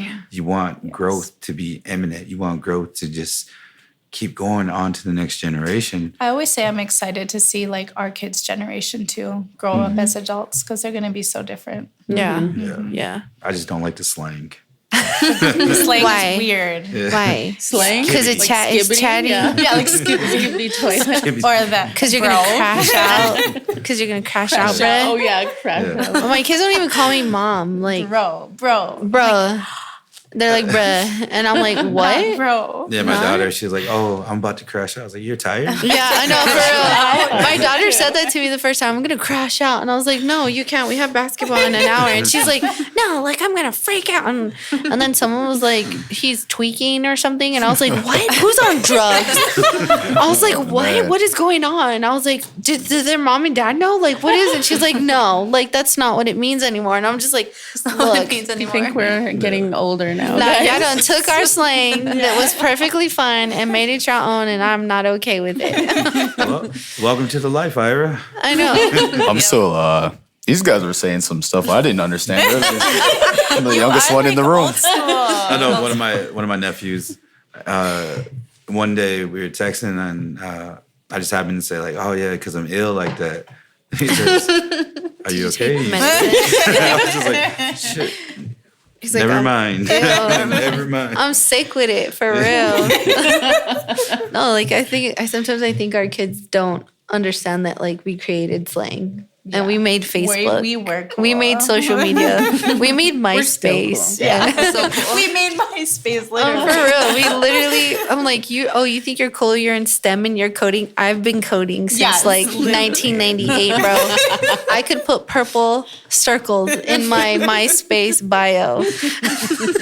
Oh my God, seriously. MySpace. That's We used to have battle raps on paper. I know, right? Paper planes flying across the room. No, it's just like I don't know. I'm like Chanel. I have so much hope for our kids and like our future generations, and I feel like the effort that we put into our everyday lives right now are the things that like our kids are gonna look at, and even our youth. Like people are younger than us. We have so many girls that walk up to us at like Santa Fe, Yeah. walk up to Lauren, like, oh my God, can I take a picture? Like you're my favorite designer. I love this dress, or like just hyping you It up. makes you Like feel good. it makes you feel good to know that like people something. do appreciate the good things that you're doing. And you're not necessarily just doing them for yourself. You're actually healing yourself while you're helping others heal by being inspired. And I think that people forget that sometimes. And so I don't know. Sky's the limit, really. Do what you want. Exciting. And we talk about, you know, positivity, supporting each other. I think I always tell everybody the easiest thing you could do is just hit the share button, especially when Yeah. it comes to indigenous artists. Yes. Right. indigenous Comment. clothing. I mean, Like. even if you don't Yes. get any likes on words your or own, more. just Yeah. share it. You know, that's all No you gotta emojis. No emojis. 4 words. do. A lot of 4 words or more, please. because a lot of people just don't understand that it's just you had to find the algorithm. You got to find all that. And I always tell people, And it's always changing. yeah, Yeah. because people always ask me about like power music and all that on Spotify, and I'm just like, well, number one, because you're native and you search, Northern Cree whatsoever, it's always gonna pop up. But if you want to get discovered, it's not likely because non-natives, they don't ever get our algorithm. Yeah. And that's why I tell them, it's just like with Culture Stream, the app that I was doing, it was about representation. It was about being yourself. Because it's just like you pay a subscription. It's just like, yeah, that's cool. But you'll get more than just this one drum group. You get all the drum groups. You get all the native artists. Yes. But We need to talk about that because you're telling me about it and I didn't know about it. Like, so it's like a opportunity to educate people on what's out there because.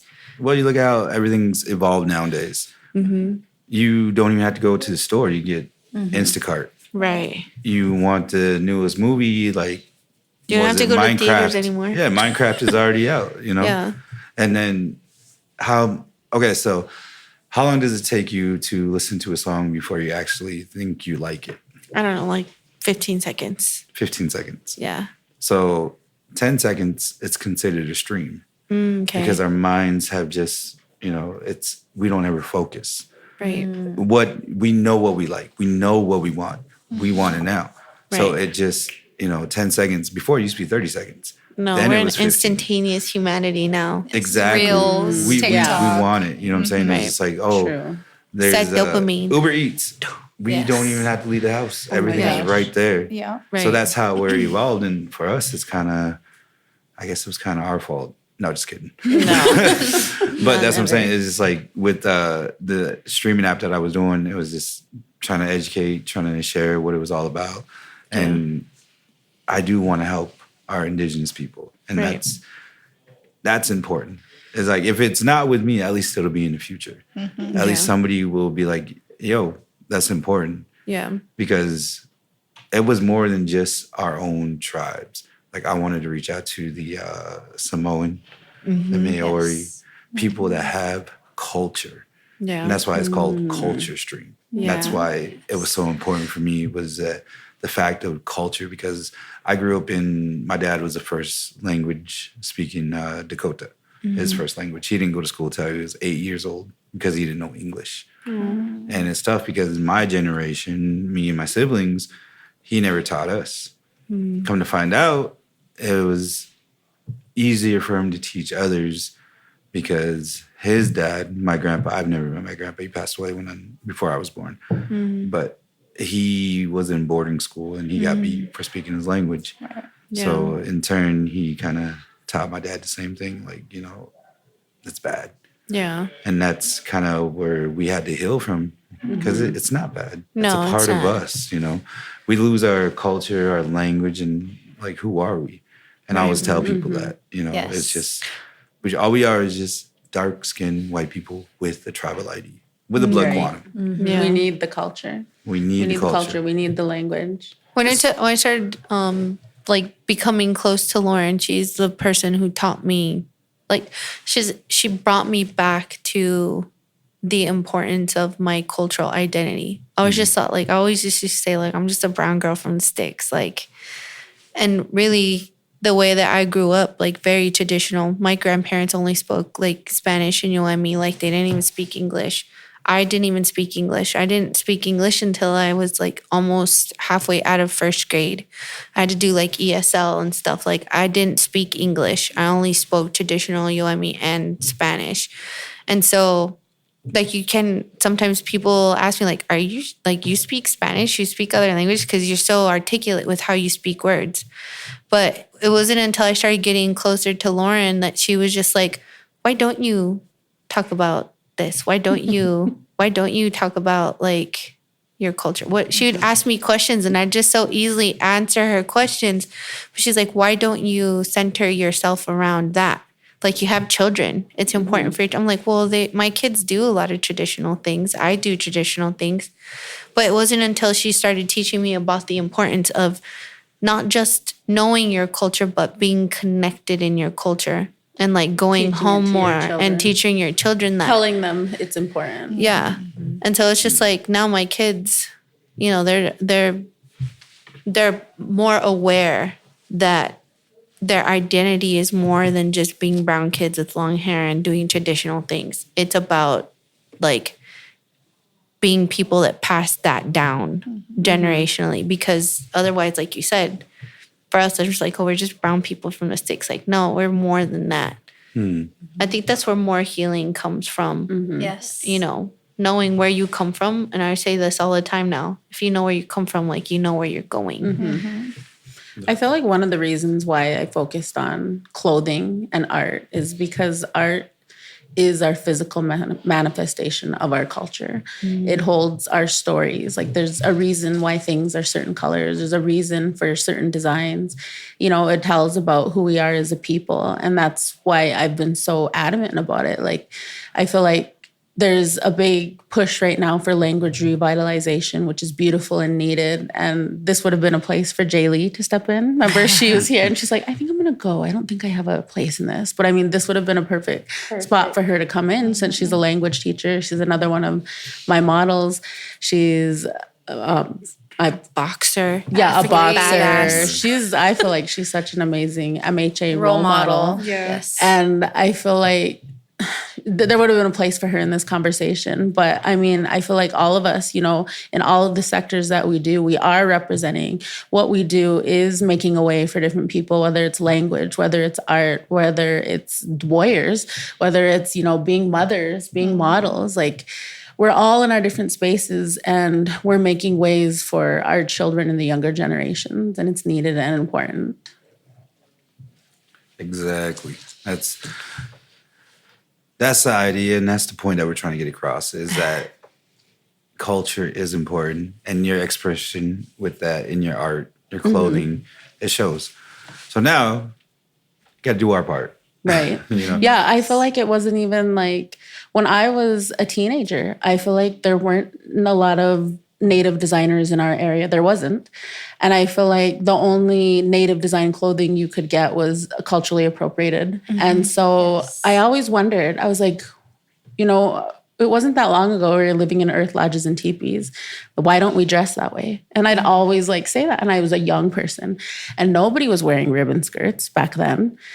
And I started wearing a ribbon skirt. I made my first one when I was 17. And I really got a lot of looks, even from people today that wear ribbon skirts. But they would like look at me, even say things like, oh, this one's trying to be too Indian. But it's like, yeah, I'm prideful in who I am and where I come from. I want people to know that we're still here, that we're still living and that we're thriving and we're proud of who we are. And so I feel like, I'm not saying that I'm the reason for the movement, but I feel like there is such a big movement within Native people to reclaim our identities in the way that we dress. And yeah, it may be just the outward appearance, but it does help us, you know, it promotes, you know, who we are as a people. It makes us feel good inside, you know, that we're here, that we're reclaiming this land, that this is our land, and we're prideful that we're here and that we're raising our families here. I feel like it's all together that we're relearning our languages, we're singing at powwows, we're dancing at powwows, and that, you know, we're still here and we're still alive. So I feel like everyone plays an important role, and that's one of the reasons why I get the models that I do to, you know, help me on this mission to show that Indigenous people are still here and we're living, thriving. Yeah. Yes, exactly. So I think we should kind of wind it down. So far, good. A lot of good things said. Yes. I really love the energy.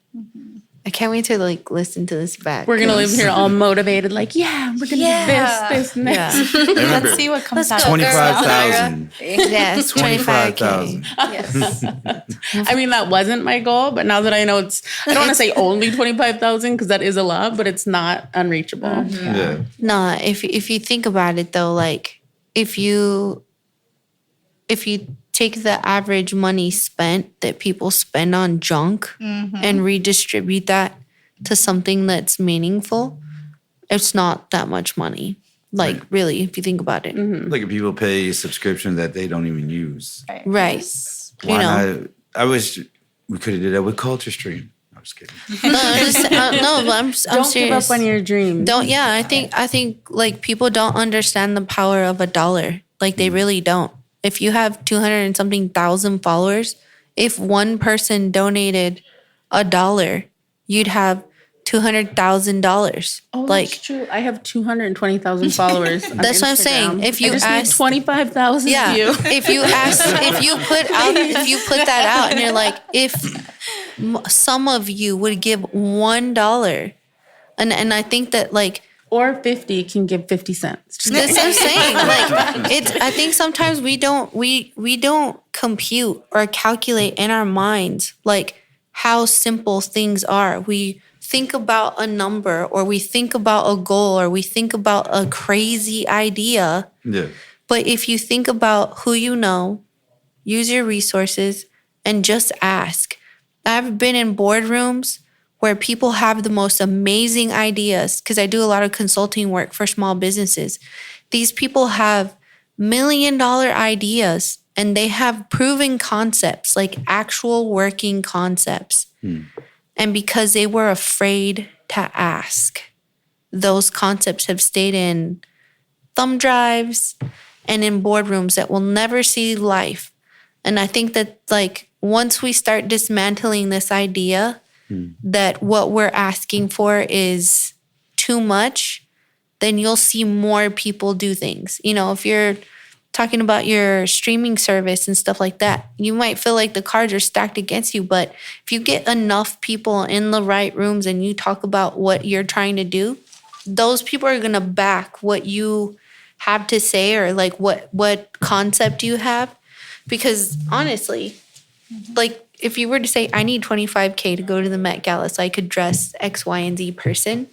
And I'm just going to send my friends. For real. I'm just going to send my friends to the Met Gala. Like, seriously, you could do that. And I think that that's like a really good prime example of dream bigger, do bigger, have the manifest bigger, and be surrounded by the right people that are going to support your dreams and, you know, dismantle those crabs in the bucket type thing. But I'm telling you guys, I've just been in boardrooms, and I've looked at portfolios, and I've looked over contracts of, you know, the most innovative, creative, most beautiful people.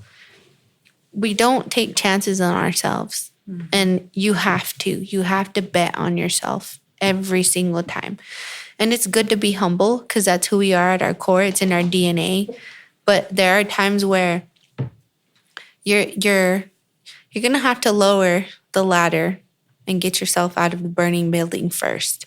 And once you're good, you can come back for other people. But like sometimes it's okay for you to, and that's like, people will say like, oh my God, this is the worst thing to say. It's like, no, if you don't bet on yourself, you're going to miss opportunities to do bigger and better things. That's something that I struggled with, because it's like, you know, as Indigenous people, and especially of MHA, you know, we're not supposed to talk about ourselves and what we do. But I feel like I've had to come to terms where I don't brag myself up, but like on my social media, I tell like, this is where my work was published at. This is where I'm going for a presentation. This is who wore my stuff. But I feel like to our youth, we need to send the message that, you know, believe in yourself, but also to anyone that wants to be anyone or anything or do anything, no one is going to care if you don't care enough to tell someone about it. Right. So have the confidence to take the risk and just do it. You may flop, but you may be successful. And I feel like I've been in both areas where some things haven't worked, but some have. And when it does, I feel like you also get like addicted to that. Like, oh, this was so successful. People really loved this design. You know, am I going to work with this again? And I'll just think about what's my next move? What am I going to do? Yeah. So, I mean, just have the confidence to keep doing it. And that's why for you, I think like, you know, your dream can work, but maybe it needs to be changed a little bit. Like we're all going and we're finding out what works. Like it can work. That's an amazing idea. And I think that it is important for Indigenous people to have this streaming service, Culture Stream. That sounds amazing. Right. But maybe just rethink it. Because for me, many a times I've like done something and be like, okay, I got to rethink that. I got to just tweak it a little bit. Oh, it's every day. Yeah. Every day. I'm always thinking new ideas, new concepts. I mean, it's just, I'd rather get made fun of for trying than not try at all. Right. You know, because it's just like, people can't call you a loser if you tried and failed. Right. At least Even you when I tried. first started social media, like when I first started taking it seriously, it was only when I first turned 30. And I'm 31 now. But I told all my friends at the time, and I was like, don't like laugh, but I'm gonna start posting like crazy. Like you guys are gonna make fun of me, but like I'm taking it serious. Yeah. And then look at where I am today, just because I did that. And none of my friends made fun of me, but that was what I was thinking. Like you guys are gonna be like, whoa, because I'm posting all the time. Yeah. Well, that's how I feel too. Sometimes I was before Christmas, I was posting like 3 times a day, and I was like, "Whoa, that But is kind it's of a lot." needed but for social media It to is. grow. Even with artists, so artists, listen up, native artists, it takes 32 songs to finally make a break. You might post maybe 10 and be like, oh, I don't have any followers.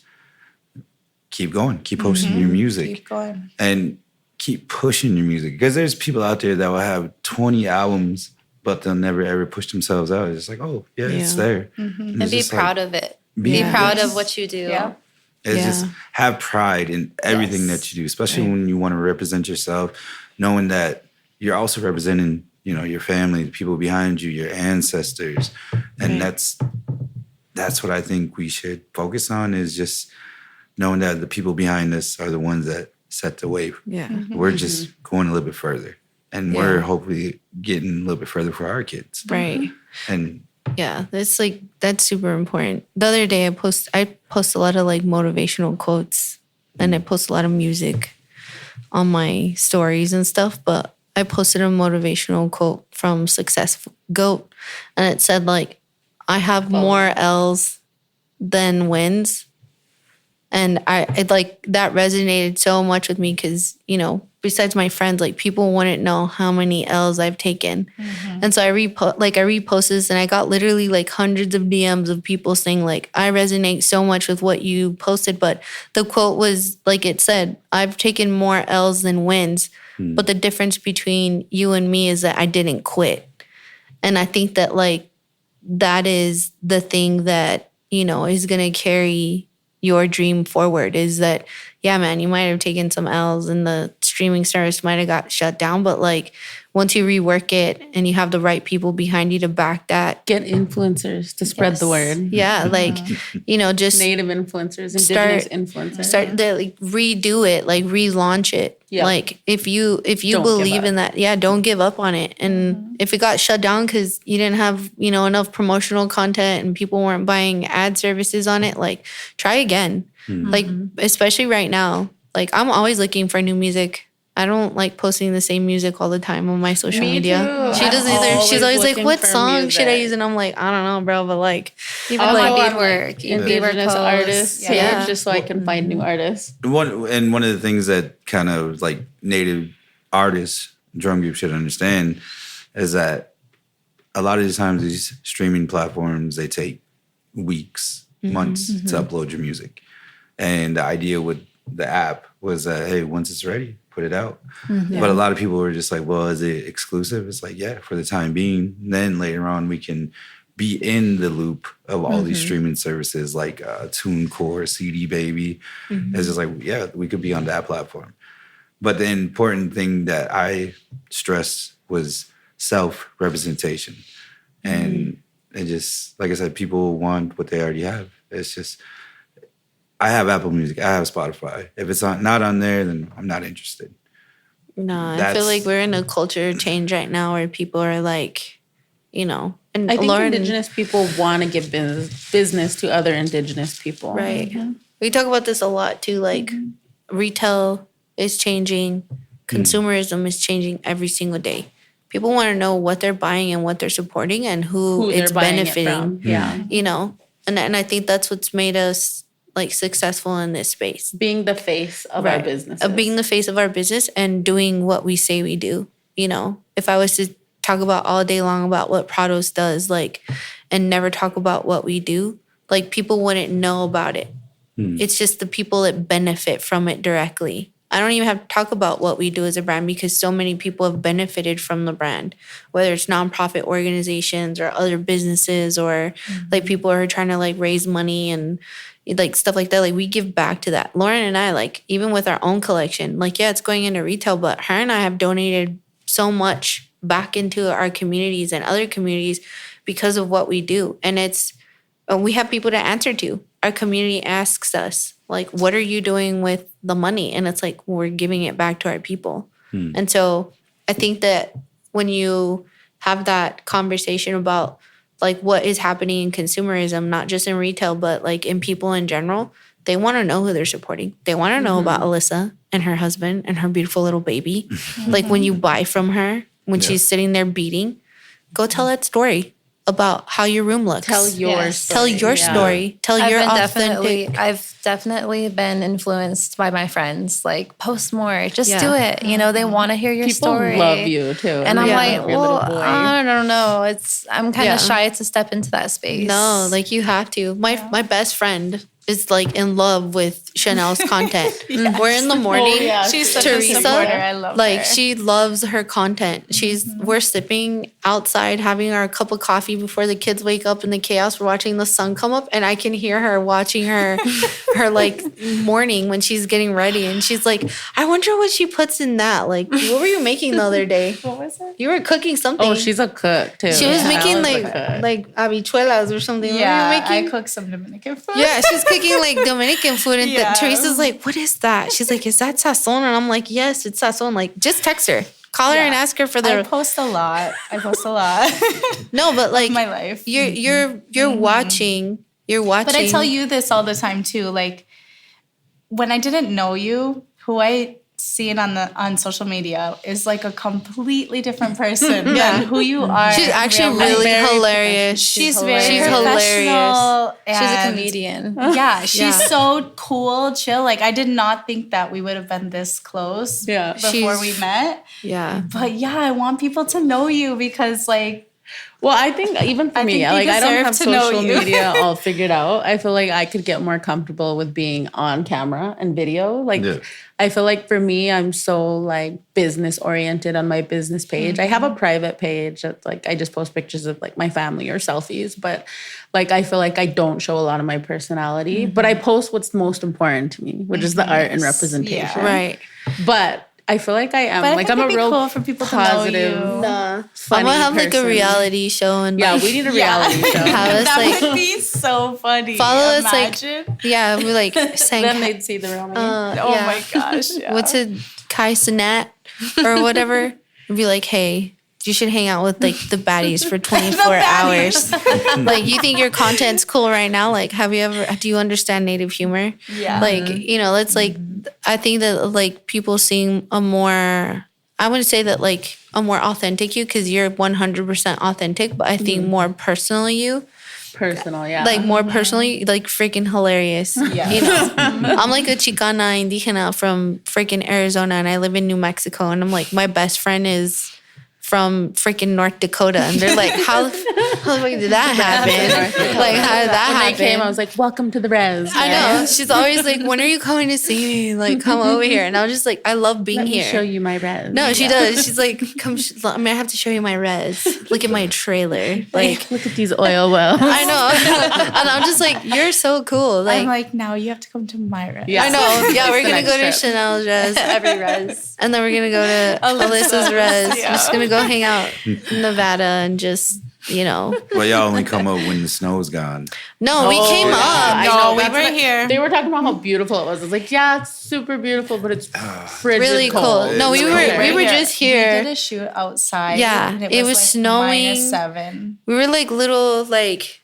That's It still was sweater so cold. weather. No, just kidding. No, man, we it was had so like cold. we had like freaking moon boots on. Yeah. We were like It was the winter.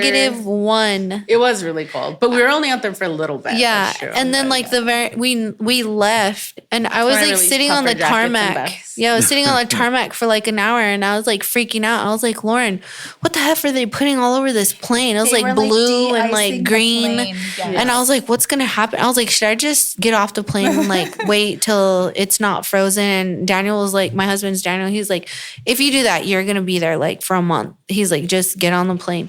But we left, and then like the next day was like what, negative 20? It was negative something. And I was like, bro, how do you live up there? Like, and she's like, I'll never leave. And I was like, well, I'll keep coming to see my restaurant. I actually ask non-Indigenous people that live here, I'm like, why do you guys live here? Like, you guys are not connected to the land. You don't have the history here that goes back multiple generations. And I'm always like, hundreds of years. Why do you live here? Like, if I wasn't connected to the land and the people, I'd be out into like some tropical place.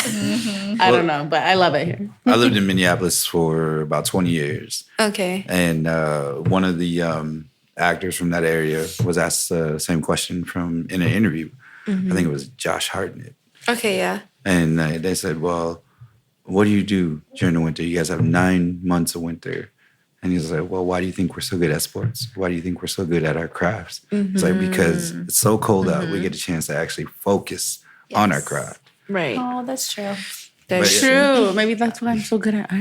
Right. That's 9 months working hard, all day. sewing and drawing. I love that though. I love that. And that's the truth. It's just find what you love and you just dedicate your time, all that. Right. Even like, it doesn't take living in negative 70 degree weather. It was negative 70 over the winter time.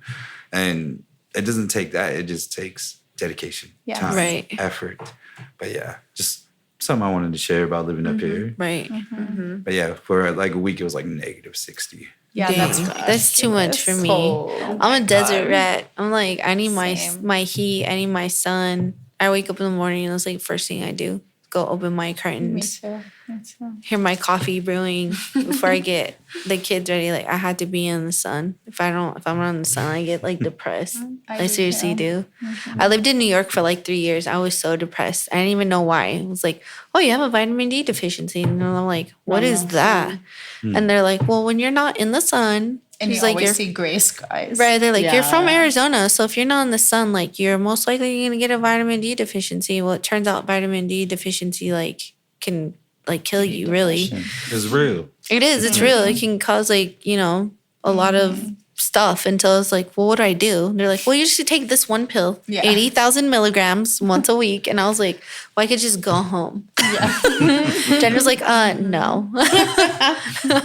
But yeah, I think like being able to come up here and spend time with your people, like, I always leave with this, you know, like, fulfillment. I love going home to my pueblos. I love being with my family.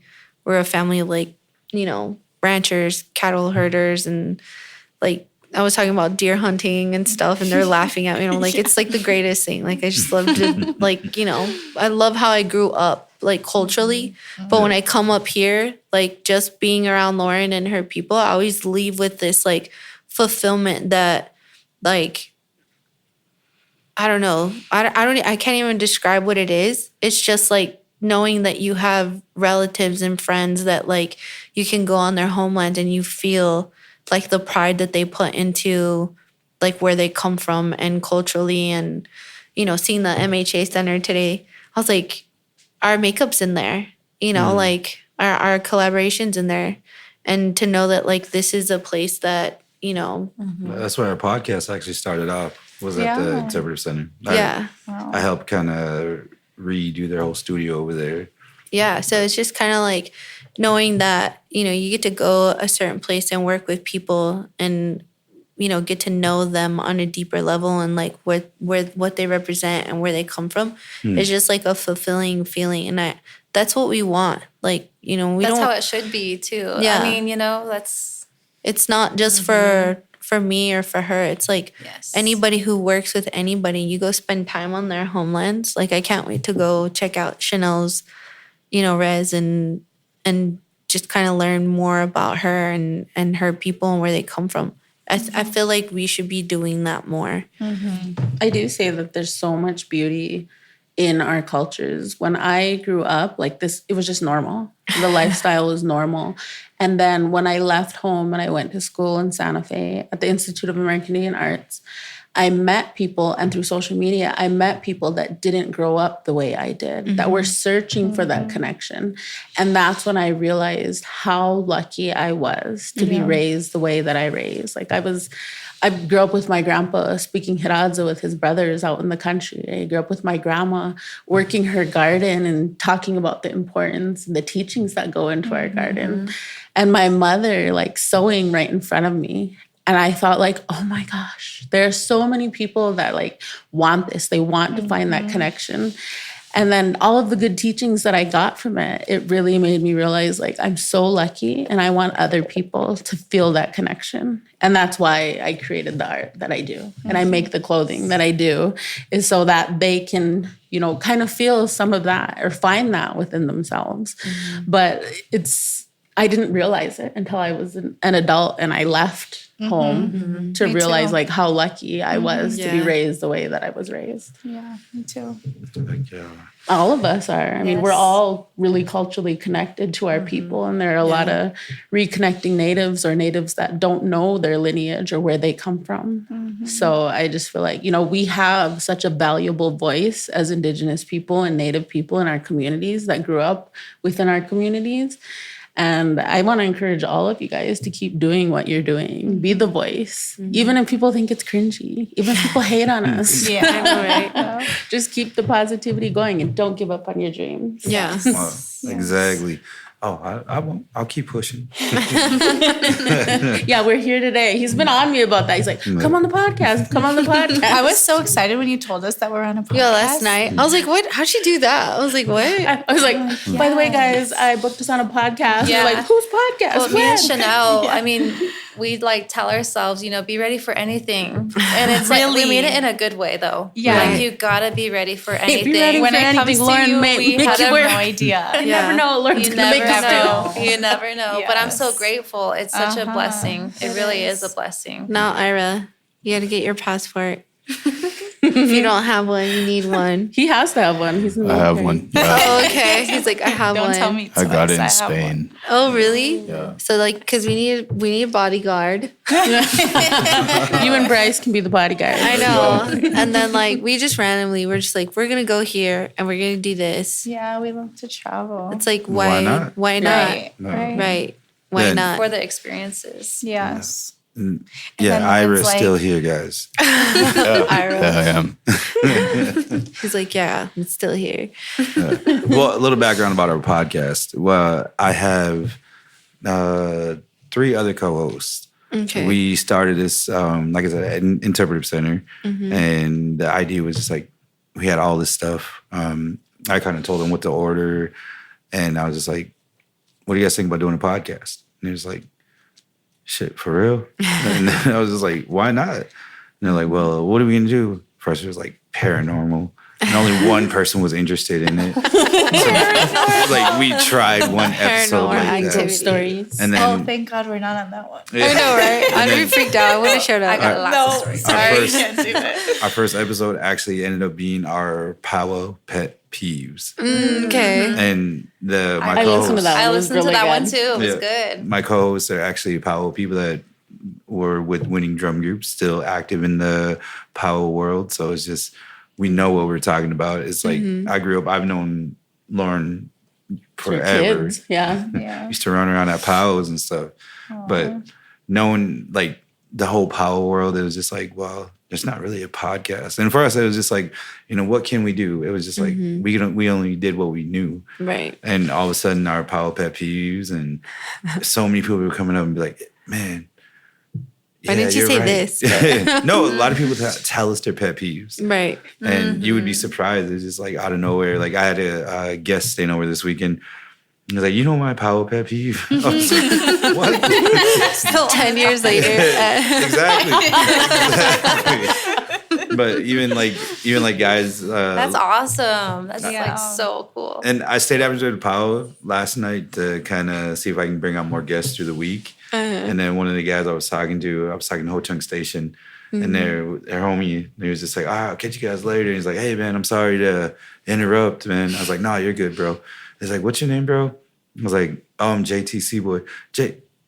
the fucking podcast guy, Culture Stream. I was like, yes, you know. But it's just like, I know a lot of people have been inspired by what we're doing. Yeah. And that's the key. It's Right. just like, man, you make a podcast better than us, go for it. I'm not going to sit there and be like, hey, Right. you know. I have a podcast too. And I'm just like trying to get these girls to go down so that they can be on my Bring your podcast. podcast. I'm gonna have to. Yeah, we were like You should. before you went to the restaurant. I was like, I'm gonna have to bring my podcast up here. Podcast meets podcast.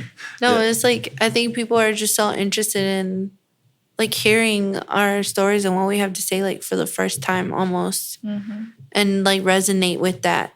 So, congratulations, like on having your podcast. And, It's so inspiring. yeah, It's so and what you're inspiring. doing, like. Yeah, that's cool. I wish I had a podcast. It's like new business venture podcast. Well, if you ever need help setting it up, let me know. Yeah, that's I amazing. mean, my thing is helping our people.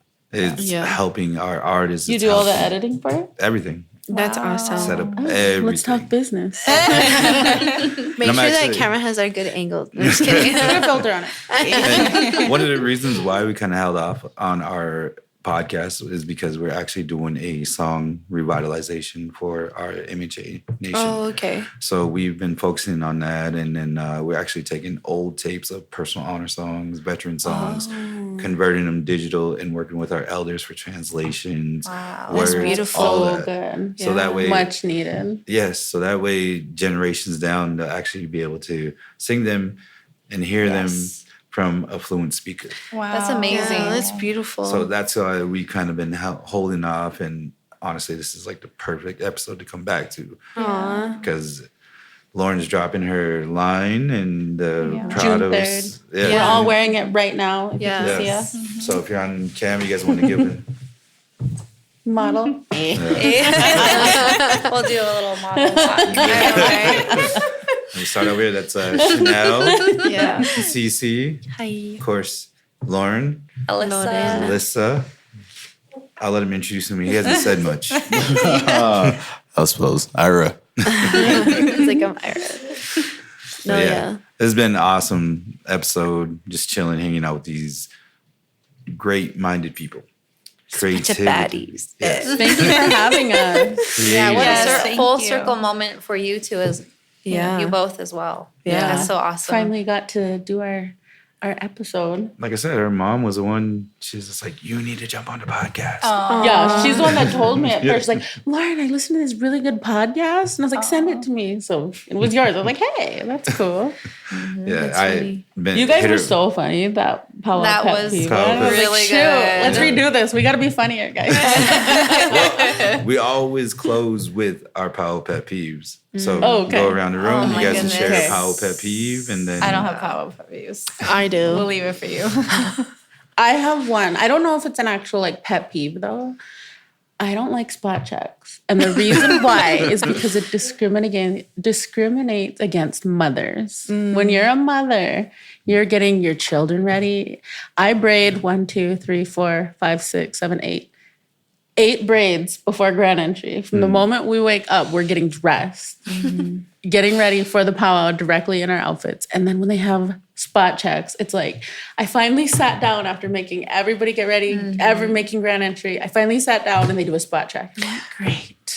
Or I'm like helping one kid get ready and on the side, and then they have the spot check. So I don't know if that's necessarily a spot check is where you get the announcer or the read director like, we're having a spot check for anybody that's in. they'll take your number down. They'll take your number and you get extra points. And I was like, that's discriminatory. Or when they say, hey, you better be in intertribal or there's yeah. going to be a spot check and there's no spot check. They like lie to you. No, those are good Powell pet peeves. Yeah, I guess that's it. Cece, you have Mine is more for the food. Yeah, no, I was gonna say that too. Thank you. Mine is more for the food. It's like I don't like it when the wait is so long to get food. Yeah. Lemonade stand. The lemonade stand's always packed. Or also too, like when the beans are cold. I'm like, bruh. Like waited the fry bread is so 35 hot minutes. and it's so crispy. And then like you take a piece of the fry bread and dip it in the beans and the meat and it's like all cold. And I'm like, ugh. I told Chanel yesterday, I was like, this actually was really, really good. Like the we fry had bread. a Indian taco that was was huge. like this big. I literally yesterday. made myself sick because I was eating so much of it. I was the like, biggest one I've ever seen in my life.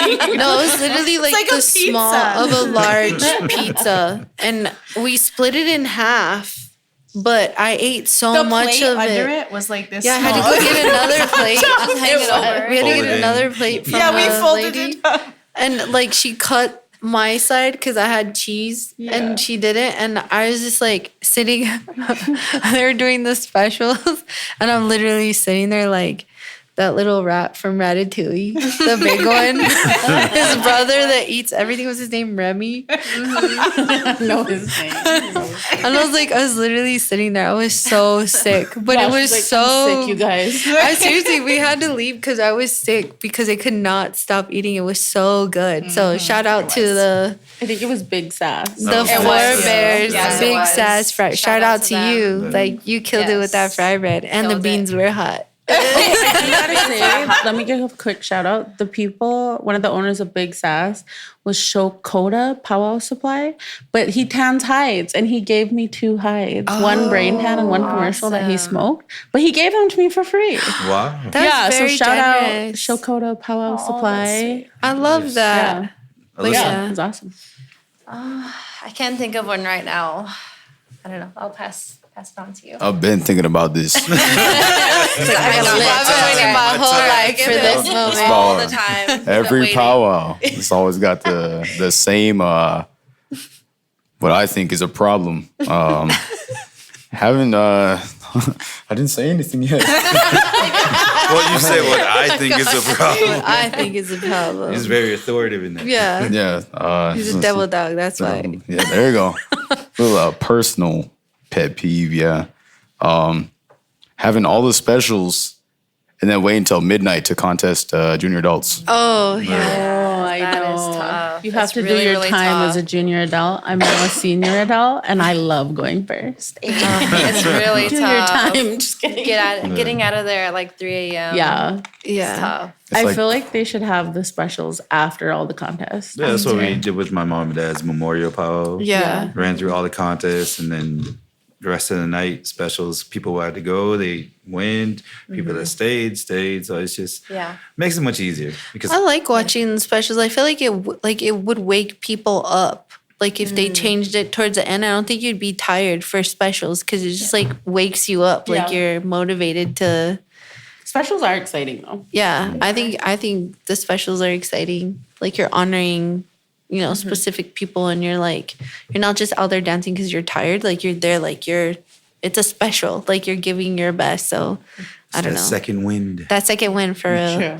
Ira. He's like, what's I'm your second petitioning for a Oh change. yeah, let's hear your other ones. What's your other ones? What other ones? You Your you other had pet peeves. Other pet peeves. Oh no, that was He's like, that's the one. the only one I could think of right now. Is the main It'll one. come back to you. He's like, all I my pet should've peeve said is when I this." don't win. Yeah. Let's go around the table again, and I'll come up with another one. I Did you can think of yours, Alyssa? I can't think of one right now. This is like, I just love power. I just love how I'm just happy to be there. just happy to be here. Four Bears was rocking though. That was Yeah, that was it was really really good. Yeah, shout out to Junior Baker and the crew. They did an awesome job. yeah. Well, let's go around the table. Final thoughts and words. Some advice to give. Just give you your time. Okay, some advice. Obviously, we already said it, but don't worry about what other people think of you. If you want to be an influencer, you have to stay consistent, especially in fashion. You have to keep posting and tagging and supporting the people that you like to shop from. Yeah, that's basically it. Keep going, keep posting, keep up on the trends. Yeah. I'm gonna give a shout out to your social media where people can find you. Oh, yes. I'm Chanel Anna with an underscore underneath on Instagram. I'm Chanel Anna G on TikTok. Yeah. She's all follow me. Yeah, follow me. Like and subscribe. Yeah. You actually like your content is like really good. Especially the lighting. Well, I created a new TikTok actually too. Tell us about it. Oh, it's like trying to date kind of TikTok. Oh yeah. Chanel is single. Single Yeah. men that have their life together.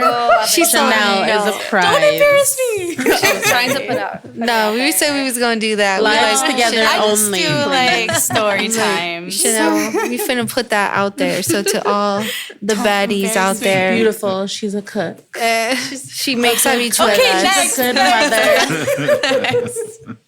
Just slide in her DMs respectfully. Anyone from MHA, hit her up. She wants me to move Just know here. we all have to approve. We all have to Chanel to North approve. Dakota. There's an application process that we all go Send it through. to laurengoodday@gmail.com For real. with your photos. With your photos. And a Submission. 3-line bio. For real. And the power pet peeve. Yeah, I know how I'm happy. Yeah. So I would say that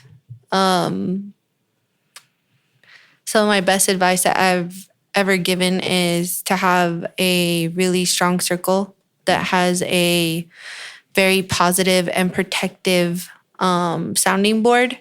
I think that in success, like you're not successful by yourself. You're only as successful as the people that you have with you. And so check your circle, check it a lot.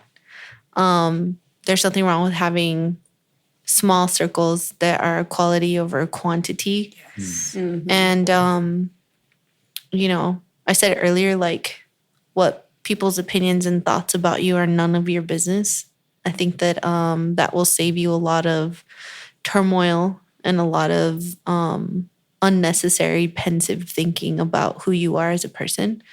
And oh no, I just turned 40. Something happened on my birthday the morning of. I just grew into my frontal lobe a little bit more that day. It was really weird.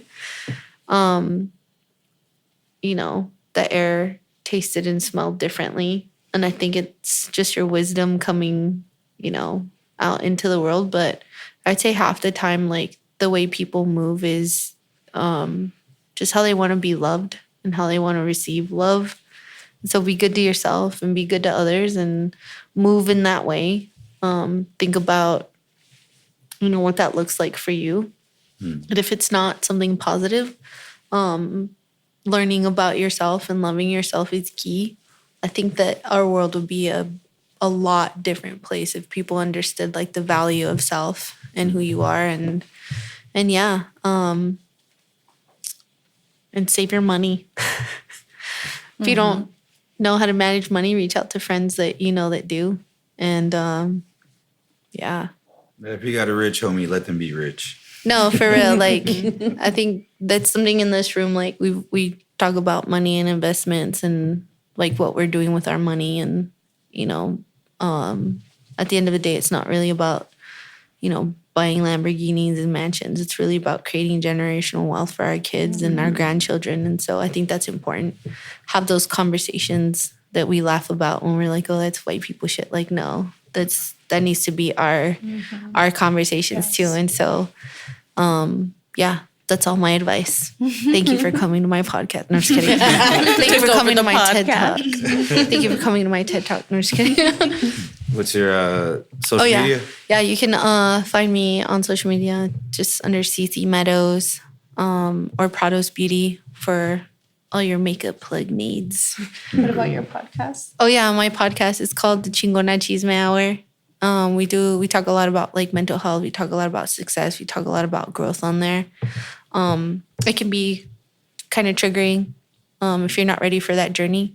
Don't check it out, but it's really funny. It's really lighthearted. We put trigger warnings out if it's going to be a mentally taxing podcast, but really it's really about just dismantling the things that we carry. It's kind of like a form of free mental health. Plug in like resources and stuff for people to reach out if they need to. But my DMs are always open. And yeah, so, but yeah, and Cece Meadows on TikTok and Prado Beauty on TikTok. Watch our dance moves. Do a lot of dancing on TikTok. I'm trying to get her to do it. She did a really cute one 2 years ago, you guys. She will not let me post it. It's not cool. No, you did. She looked so cute. She was just like, she did like the whole routine. And then she didn't even let me post It wasn't on brand. I'm sorry.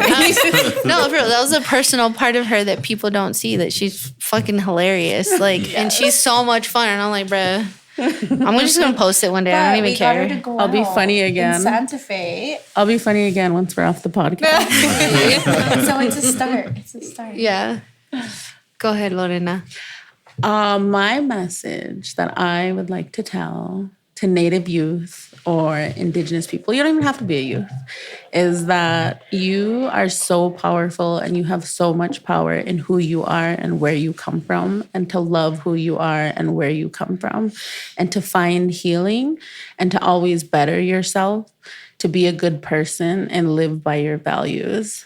I feel that we have our own individual and cultural experiences that are needed in this world. And I think that we all have a story to tell, and there's no one more better to tell it than you, and that we all have power. And that I feel like learning your culture, learning about who you are, don't ever feel that it's not for you. I feel that something that I had to come to terms with in just my little story was that, you know, I grew up a dancer, a powwow dancer. I grew up an artist, but I didn't grow up singing powwow. And so when I got into ceremony heavily in my early 20s is when I learned to sing. And I always felt like that's not for me. That's not who I was. That's not who I am. But it took me to come to terms. And I don't sing at powwows right now, but let me know if you need me. Anyone need a backup singer? I'm here. No, but I had to realize that this is for me. Our culture is for me. Our culture is for you as an Indigenous person. Just because your language skipped a generation or two, just because the singing or the powwow dancing skipped a generation, it is for you. Our cultural experiences go back generations before us. And because it skipped one, don't let that make you feel like our art isn't for you, that our culture isn't for you, because it is. And it just takes you to be able to go out and find those peoples, those knowledge bearers, those culture keepers, and learn from them. Don't ever give up, and always be positive in who you are. Always think positive. Whatever you put out into the universe will always come back to you, and you can achieve and do anything that you want in this world. But be positive and manifest it. And I think that's it. That's me. In a nutshell, that's Lauren Goodday. You can find me on social media. Wait, first, before you say all that, can we talk about how you sing? Did you know this? Oh, we better hear it. Did you know I about don't this? sing anywhere. Did you know about this? Girl, I'm like, this is my best friend. And I'm just finding Now you're out going to that- make me sing? No, when we're at home, when we get back to the house, you're gonna sing. I will. me. I'll sing for you guys. the I car. feel like I can remember ceremony songs, but powwow songs are harder for me. And I don't know what it is, but I know that ceremony songs are way easier for me than that. But yeah, I can sing. That's because you grew up with them. Yeah. Could be. Okay, now tell them where they can find you. Oh, okay. 'Cause- You can find me on social media at Lauren Goodday. I'm on Instagram, Facebook, TikTok a little bit. I get on there every once in a while, make an appearance. But I have a launch coming up on June 3rd. We just shot that today. It's what we're wearing. And then I have another launch coming up after that we showed at Santa Fe Indigenous or Native Fashion Week, which is a whole brand new collection as well, featuring organic and silk fabrics. So it's going to be amazing. Your earring collection. Oh, and an earring collection. I have more home stuff coming out. I have a collab in the works. June 6th, JCPenney. Yep, June 6th, JCPenney. Beginning of June is going to be a big week for us. Yeah. So awesome. So exciting. Alyssa? So my name is Alyssa. So one thing I always hold close to my heart is whatever you focus on grows. And I really try to apply it being a mother, being an artist. So I really try to apply that to my life. And it's really taking me far because I really try to fill my environment with positivity and good feeling from those people. I don't know what else to say, really. You guys had a lot of great things to say, and I'm just really grateful to be here, supporting my friends, I've never been on a podcast before either. And, this is like a total new experience. You open the box. We're going to be on so many podcasts now. It's definitely a huge experience. And I think you just got to be ready for whatever life throws you and just live in your purpose, and sometimes it does just take one person to just tell you, like, you are made for this. And with these amazing women and these amazing people, they have really shown me that I could do anything. I'm capable of these things.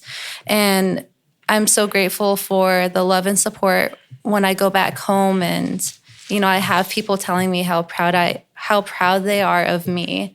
And also seeing the joy from my son, seeing me on, in pictures, in Vogue and, on TV, things like that. So it's a really huge, rewarding feeling for me.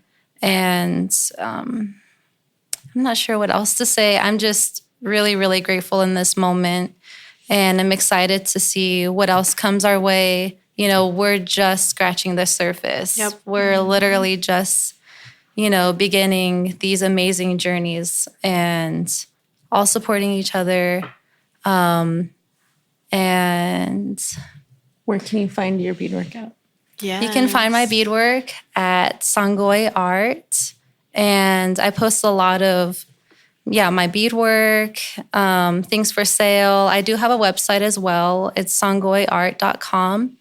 And just search my name. It's Alyssa Sangoy. And How do you spell that? it is SONGOI and then art. Yes. Because she's an artist, baby. And I am 26. I don't know a whole lot of, I'm just learning as I go. I feel really young, still just finding my way through life.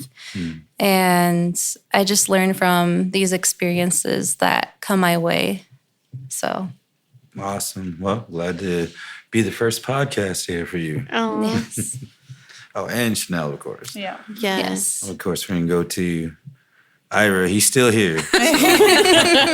My first podcast as well. Oh, Thank you Yeah. for having me. Yeah, thank you. I guess I kind of want to start off by saying, I don't know if anyone in this room knew, but I'm running on 2 hours of sleep. Oh, man. But with the energy that's been going on today, helped me push through. Spent today with a lot of great people. Made a lot of good memories. I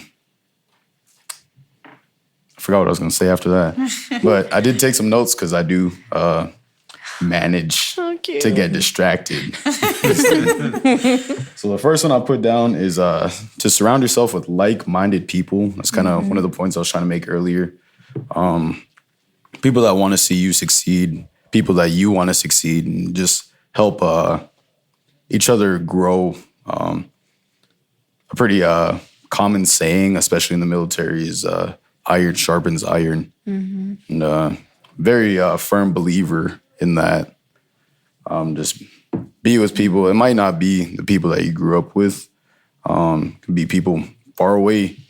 But eventually, you guys just keep rooting for each other and wanting each other to succeed. You'll go far. If you manifest that, that's a big thing. Yeah.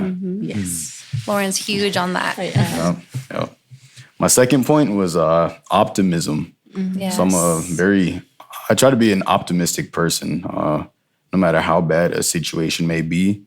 I'm very strong in my beliefs and my values. I believe that there's always a reason, and even a good reason, in bad things. So if you can see the world in that way, I feel like life would be less stressful and bring you way more peace. My third one said, take time to appreciate where you are in your journey, no matter what or where you may be. I know a lot of people probably get caught up in where they want to be, but they don't take time to appreciate how far they've come from where they started. I know, like me personally, a small one, I could say is my lifting journey. It's like I'm nowhere near where I want to be, but myself a year and a half ago when I started, I could have never thought that I'd be where I am today. Next one, I kind of live by this one, is don't stress about what you can't control. That's pretty. I need to practice that one. I feel like a lot of people do, to be honest. Add a bell when we get to that one. That's the truth, bro. Yeah, it's a lot of people worry too much about things that are out of their span of control. And when you think about it, it's not doing anything. It's wasting your time and your energy. But in the end, you can't do anything about it. So what are you gaining from that? You're definitely losing more than what you're getting. So I don't know. Me personally, my time is valuable. So I don't want to feed into that. Yeah. Then the last one, I want to leave this, I feel like it's pretty applicable to daily life, is do things to take care of your mental health. I know that's a pretty big thing. It's always been, but I know a lot of people probably suffer in silence from that. People don't speak up enough. Simple things, just like drink water. You know, that's beneficial in every way possible. Work out, even if it's just like doing cardio. You don't have to push heavy weights, but do cardio. Do something that's beneficial for you. It's going to help you in life. Just small things. All it does is cost time. There's no money involved. And then just be one with nature too. That's where we come from. That's where our people originated from. That's where eventually we'll all go back to. But there's so much peace in that. And I feel like a lot of people could use that.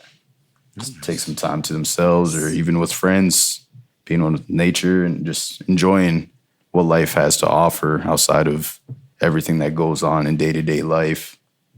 Yeah, there has to be a balance in everything. Even, for me, just stepping away from the beating table, going to work out, just taking care of your mental health and physical health is so important. True. Yeah. Okay, Mr. Ira, 23-year-old, teaching everybody here. With all the facts at the end. I know, right?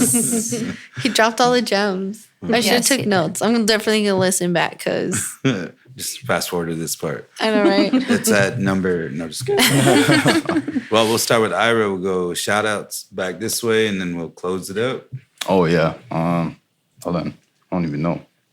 He's like, I don't know what my Instagram handle is. He's like, just look me up, Ira. Tonez, yeah. Basically, it's just my name. The Ira. Nah. The one and only Ira. He's like, I'm going to change my social media to the Ira. Yeah. It helps a lot. Yeah. I'm under 2,000 followers compared to 200,000 over here. You'll get there. After today, I don't know. I literally Just keep doubled tagging my you. followers in 1 year working with Lauren. Yeah. I'll get there one day. You will. You will soon, Ira. What is You gotta post everything. Everything is content. This right here is content. This is We need a content. group pic before we're done. I just turn everything into stories. I don't That helps a lot, know. but But they don't show up on the algorithm. You gotta put it on the feed. Even if Oh, you my feel phone died. cringy. Because I feel like a lot of people are phone like, died. that's cringy. But what's just do it. Ira's handle? He doesn't even know it. Ira Hayalk. I just looked it up. Oh, okay. It's just Ira Hayal. Hey, he's got Yeah. another one on here that I don't know. That's my Finsta. Oh my God. What does that mean? And just a I'm spam. like, that's how I know you're young. So you only follow That's like my personal. Oh. That's why it's private. You're like But if you want to to follow that, you can follow I'm gonna that follow too. it right now. Okay. I want to see. Are you Oh. going to Hit rat approve me? things. I'm Yeah. not going to follow if you don't approve me. I approve everyone and follow back. Herman on that. Hayalk, it says. He's all, I approve and follow back. Well, I have 2 Instagrams. Do you But what- really? No, you Oh, already yeah. know. She's like, yeah. My personal one Oh, yeah. And her business and one. the business, all straight business. She's all business in front, party in the Party back. in the back. She's got a mullet. A mullet on Instagram. Oh, there it is. All right, yeah. If you guys want to, you can. I just requested I it. approve and follow back everyone. I don't think a lot of people know that, but I also don't post I'm too much definitely on there. following that. Oh, you don't. You need to. Yeah, we're gonna find out the real Ira Yeah. on there. it's We're gonna it's figure almost you nothing out. different. Oh, Yeah. he's posting the same picture. He's like cross-posting. Well, shout outs to anybody? Your mom? Oh yeah. Shout out to my mom, my pops, I don't even call him pops. I don't know why I said that. My dad. My dad, Daddy L. Yeah, definitely my mom though. She's the one that got me here. I didn't really grow up with my dad. I know him. I keep in touch with him all the time. He just he lives on the East Coast. But yeah, my mom got me to where I'm at today. All the good things you guys said about me, I give credit to her for that. I think she knows that. She's the one that's always pushed me to be who I am today, why I do the things the way I do them. Yeah. And she's so proud. She is. I have video. I have She raised the literal real one. video of your mom just beaming. Yeah, thank you to all you guys here helping me in any way, no matter what you guys have done. I always think of things as a learning experience. I would say for good or bad, but there hasn't been any bad experiences with this group today, might I add. Yeah, I appreciate everyone. Thank You're you. welcome. Yeah. Thanks for coming here with us. I invited him on the podcast. I was like, you want to do the podcast with us? I thought he was going to say, nah. And he's like, sure. And I was like, okay. I was thinking about saying no. Nah, we wouldn't have let you. We'd have been like, you're coming with us. You gotta take Get the in the whole car. experience. Yeah, I'm glad I did. Alyssa? I would like to give a shout out to my cute little son, Pijapi. His name means red paint in our Numa language. So I would just like to give a shout out to him because he's my number one motivation for everything I do. Everything I put out is for my son. And I love him with all my heart. And I would also like to give a shout out to my other half, Anthony, for always believing in me, supporting me, and, you know, for being an amazing artist that I can also look up to and who inspires me each day to continue just doing what I love. And giving a shout out to Lauren as well. Not even going to lie, I could even just talking about Lauren and the experiences that have come my way because of her, it can get me emotional. I will get emotional because I'm so grateful for everything that has come my way, for giving me this confidence that I never thought I had, and for just being that big support group or support system, you know, someone that I could rely on. And I'm so thankful that I can call her a friend as well, and for the relationships that I've, you know, created because of her. So I would just like to give a huge shout out to her as well. She's such a powerful, empowering woman. And so I think, you know, it's so awesome to see women succeed, and let's all just support each other. You know, let's create, you know, that community of women that, you know, can do anything. So I would just like to give a shout out to Lauren. Oh, Thank you. Well, you are such an amazing woman too. And that's why I bring you on to all these opportunities, and you deserve to be here. You're doing like most of the work. You're the beautiful one, modeling. And shout out to me. Just kidding.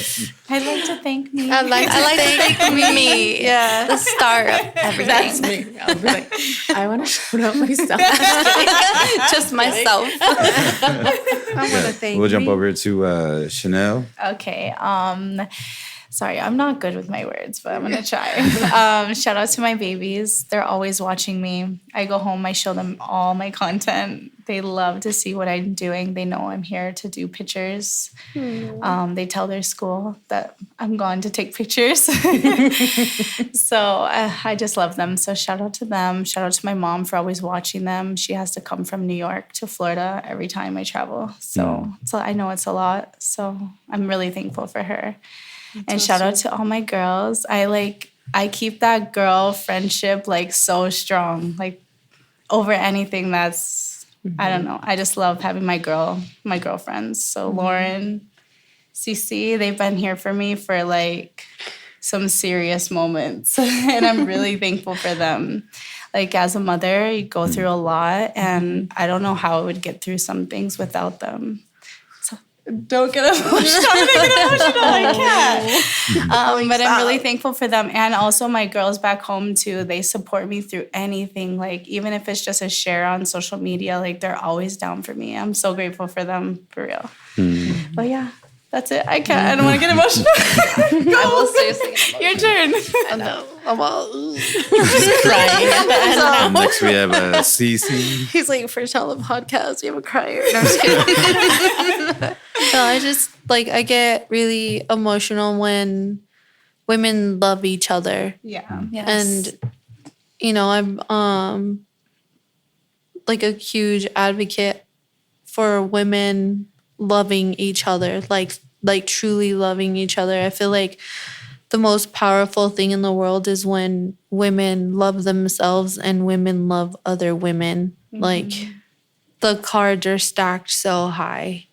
So high. Mm-hmm. But when you have like-minded individuals who love themselves and love you, I truly, truly feel like you are unstoppable.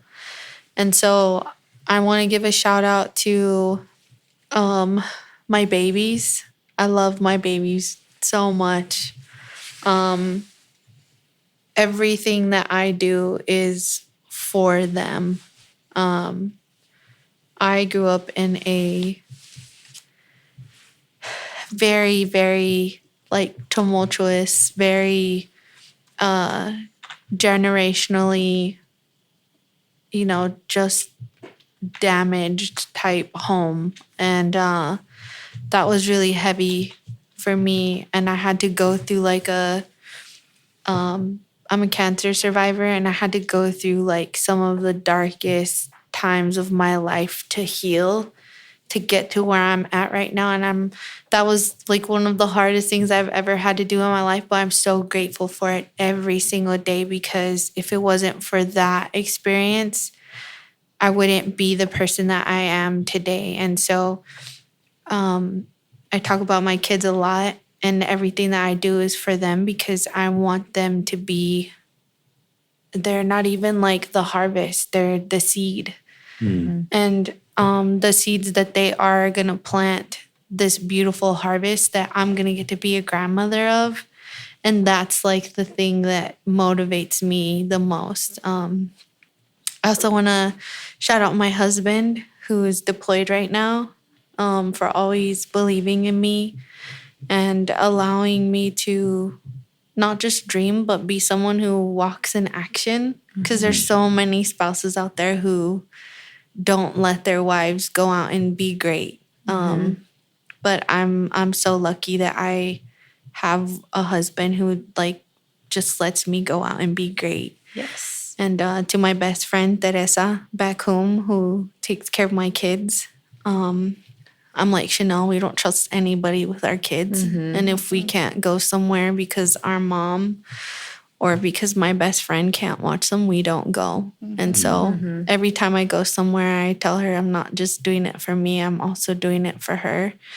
And I'd also want to shout out Chanel and Lauren and also Alyssa for being a great friend group, and allowing me to be myself. I have a professional side to me, but I'm also just really thuggy and wild, guys. We know. Don't have to explain that. Just kidding. I'm just really thuggy and wild. But especially to Lauren, she's my best friend, and her and I have had many, many conversations about, walking this life in this world and who we are as mothers and as women and as partners, and not just healing the people around us, but healing ourselves. And she's such a great example. I always say I want the world to know her, but then I don't. Yes. I don't want to share her with the world. I'm like, no, she's not your best friend. She's not. Don't get too close. Yeah, for real. I'm so protective of her because I see the things that she's had to work through, and how things hard that, she's had to work. right, and the things that she's taught me how to be resilient and overcome in a lot of hard parts of this life.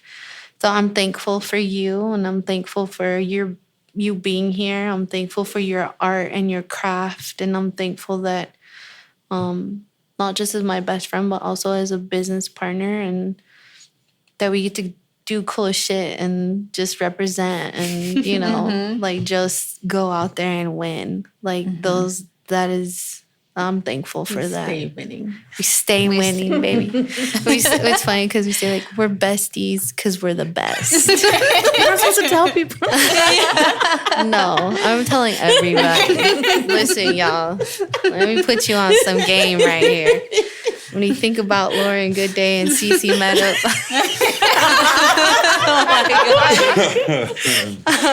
But no, I'm just playing. But really. No. She's like she's thuggy, but she's also the female DJ Khaled over there. We the best. We the best. So we the best. We're the best. Awesome. You better plug that. That's the intro for the podcast. Oh my God. This is the funny part. So she said thuggy, that just came out right there. She was all like business, casual, professional, thuggy. Just like the lights went low. There was like a foggy haze that came through. You heard gunshots in the back, and I'm just kidding. Shout out to my where did that Compton 40 East come LA from? family. No, thank you, really. And thank you for having me on the podcast, for having us on the is podcast. awesome. Giving us a Experience. platform. Yeah. Thank you. Y'all are helping me out too, and I appreciate it so Yeah. much. Thank you. We'll all tag each other. Yeah. We'll have to follow and repost and all the good things. Yeah. But yeah. We are going to drop this on launch day. Awesome. Perfect. Perfect. June 3rd. June 3rd, baby. LaurenGoodDay.com. Tune in. But yeah, we go with Lauren over here. I want to shout out all my supporters, everyone that purchases my work. And if you can't purchase, if you share, like, comment 4 words or more, because that's what the algorithm actually picks up on. No emojis. And sharing. Like, I literally could not continue on doing what I do and creating if I didn't have the army of people that support me and buy my work and allow me to keep making new art, new collections, and telling the stories that I want to tell and, creating my visions, bringing my visions to life. I really feel like I'm so grateful for everyone that has ever purchased anything from me, that has ever, shared some good words with me, kind words. And if you see me in person, like, say hello. I'm really grateful for everyone that supports me. And that even leads me on to my circle that I have here. Like, all of my models are my inner circle. You guys are the ones that, like, I look up to, and I think you guys are worthy, awesome role model human beings. And I keep you guys close because I think so much of you, and you guys are amazing people. And I think, like, it's so important that we have good people in our corners, people that we can trust, people where there's no animosity, people that truly support you, that don't get jealous, that you want to help each other grow, help each other discover new things, travel together, have fun together, people you can trust, have trust in. So I feel like the models that I keep around, my friends that I have around me, that I surround myself with, are very intentional. I'm very intentional with everything that I do. And I'm so grateful for the good people that, I've found in this lifetime. I also want to give a shout out to my children. I feel like it's so cliche, like every mother shouts out their children, but when you become a parent, which Ira will soon have a baby here, A couple months. yeah, you'll realize like how important our next generation is and how to fulfill them and love them and teach them, all the beautiful things in life. And I just want what's best for my children and all Indigenous youth. I love our babies, and I just think it's so beautiful, and I want them to find self-pride in who they are and their culture. And I'm just so grateful for my children and Indigenous youth. And I just feel like we have so much more living to do. We have so much more beautiful things to create. And I kind of feel like we're this bridge between the past and the future is happening now. And, you know, if we keep teaching our children these good things, that I can't wait to see what all of our children will do one day.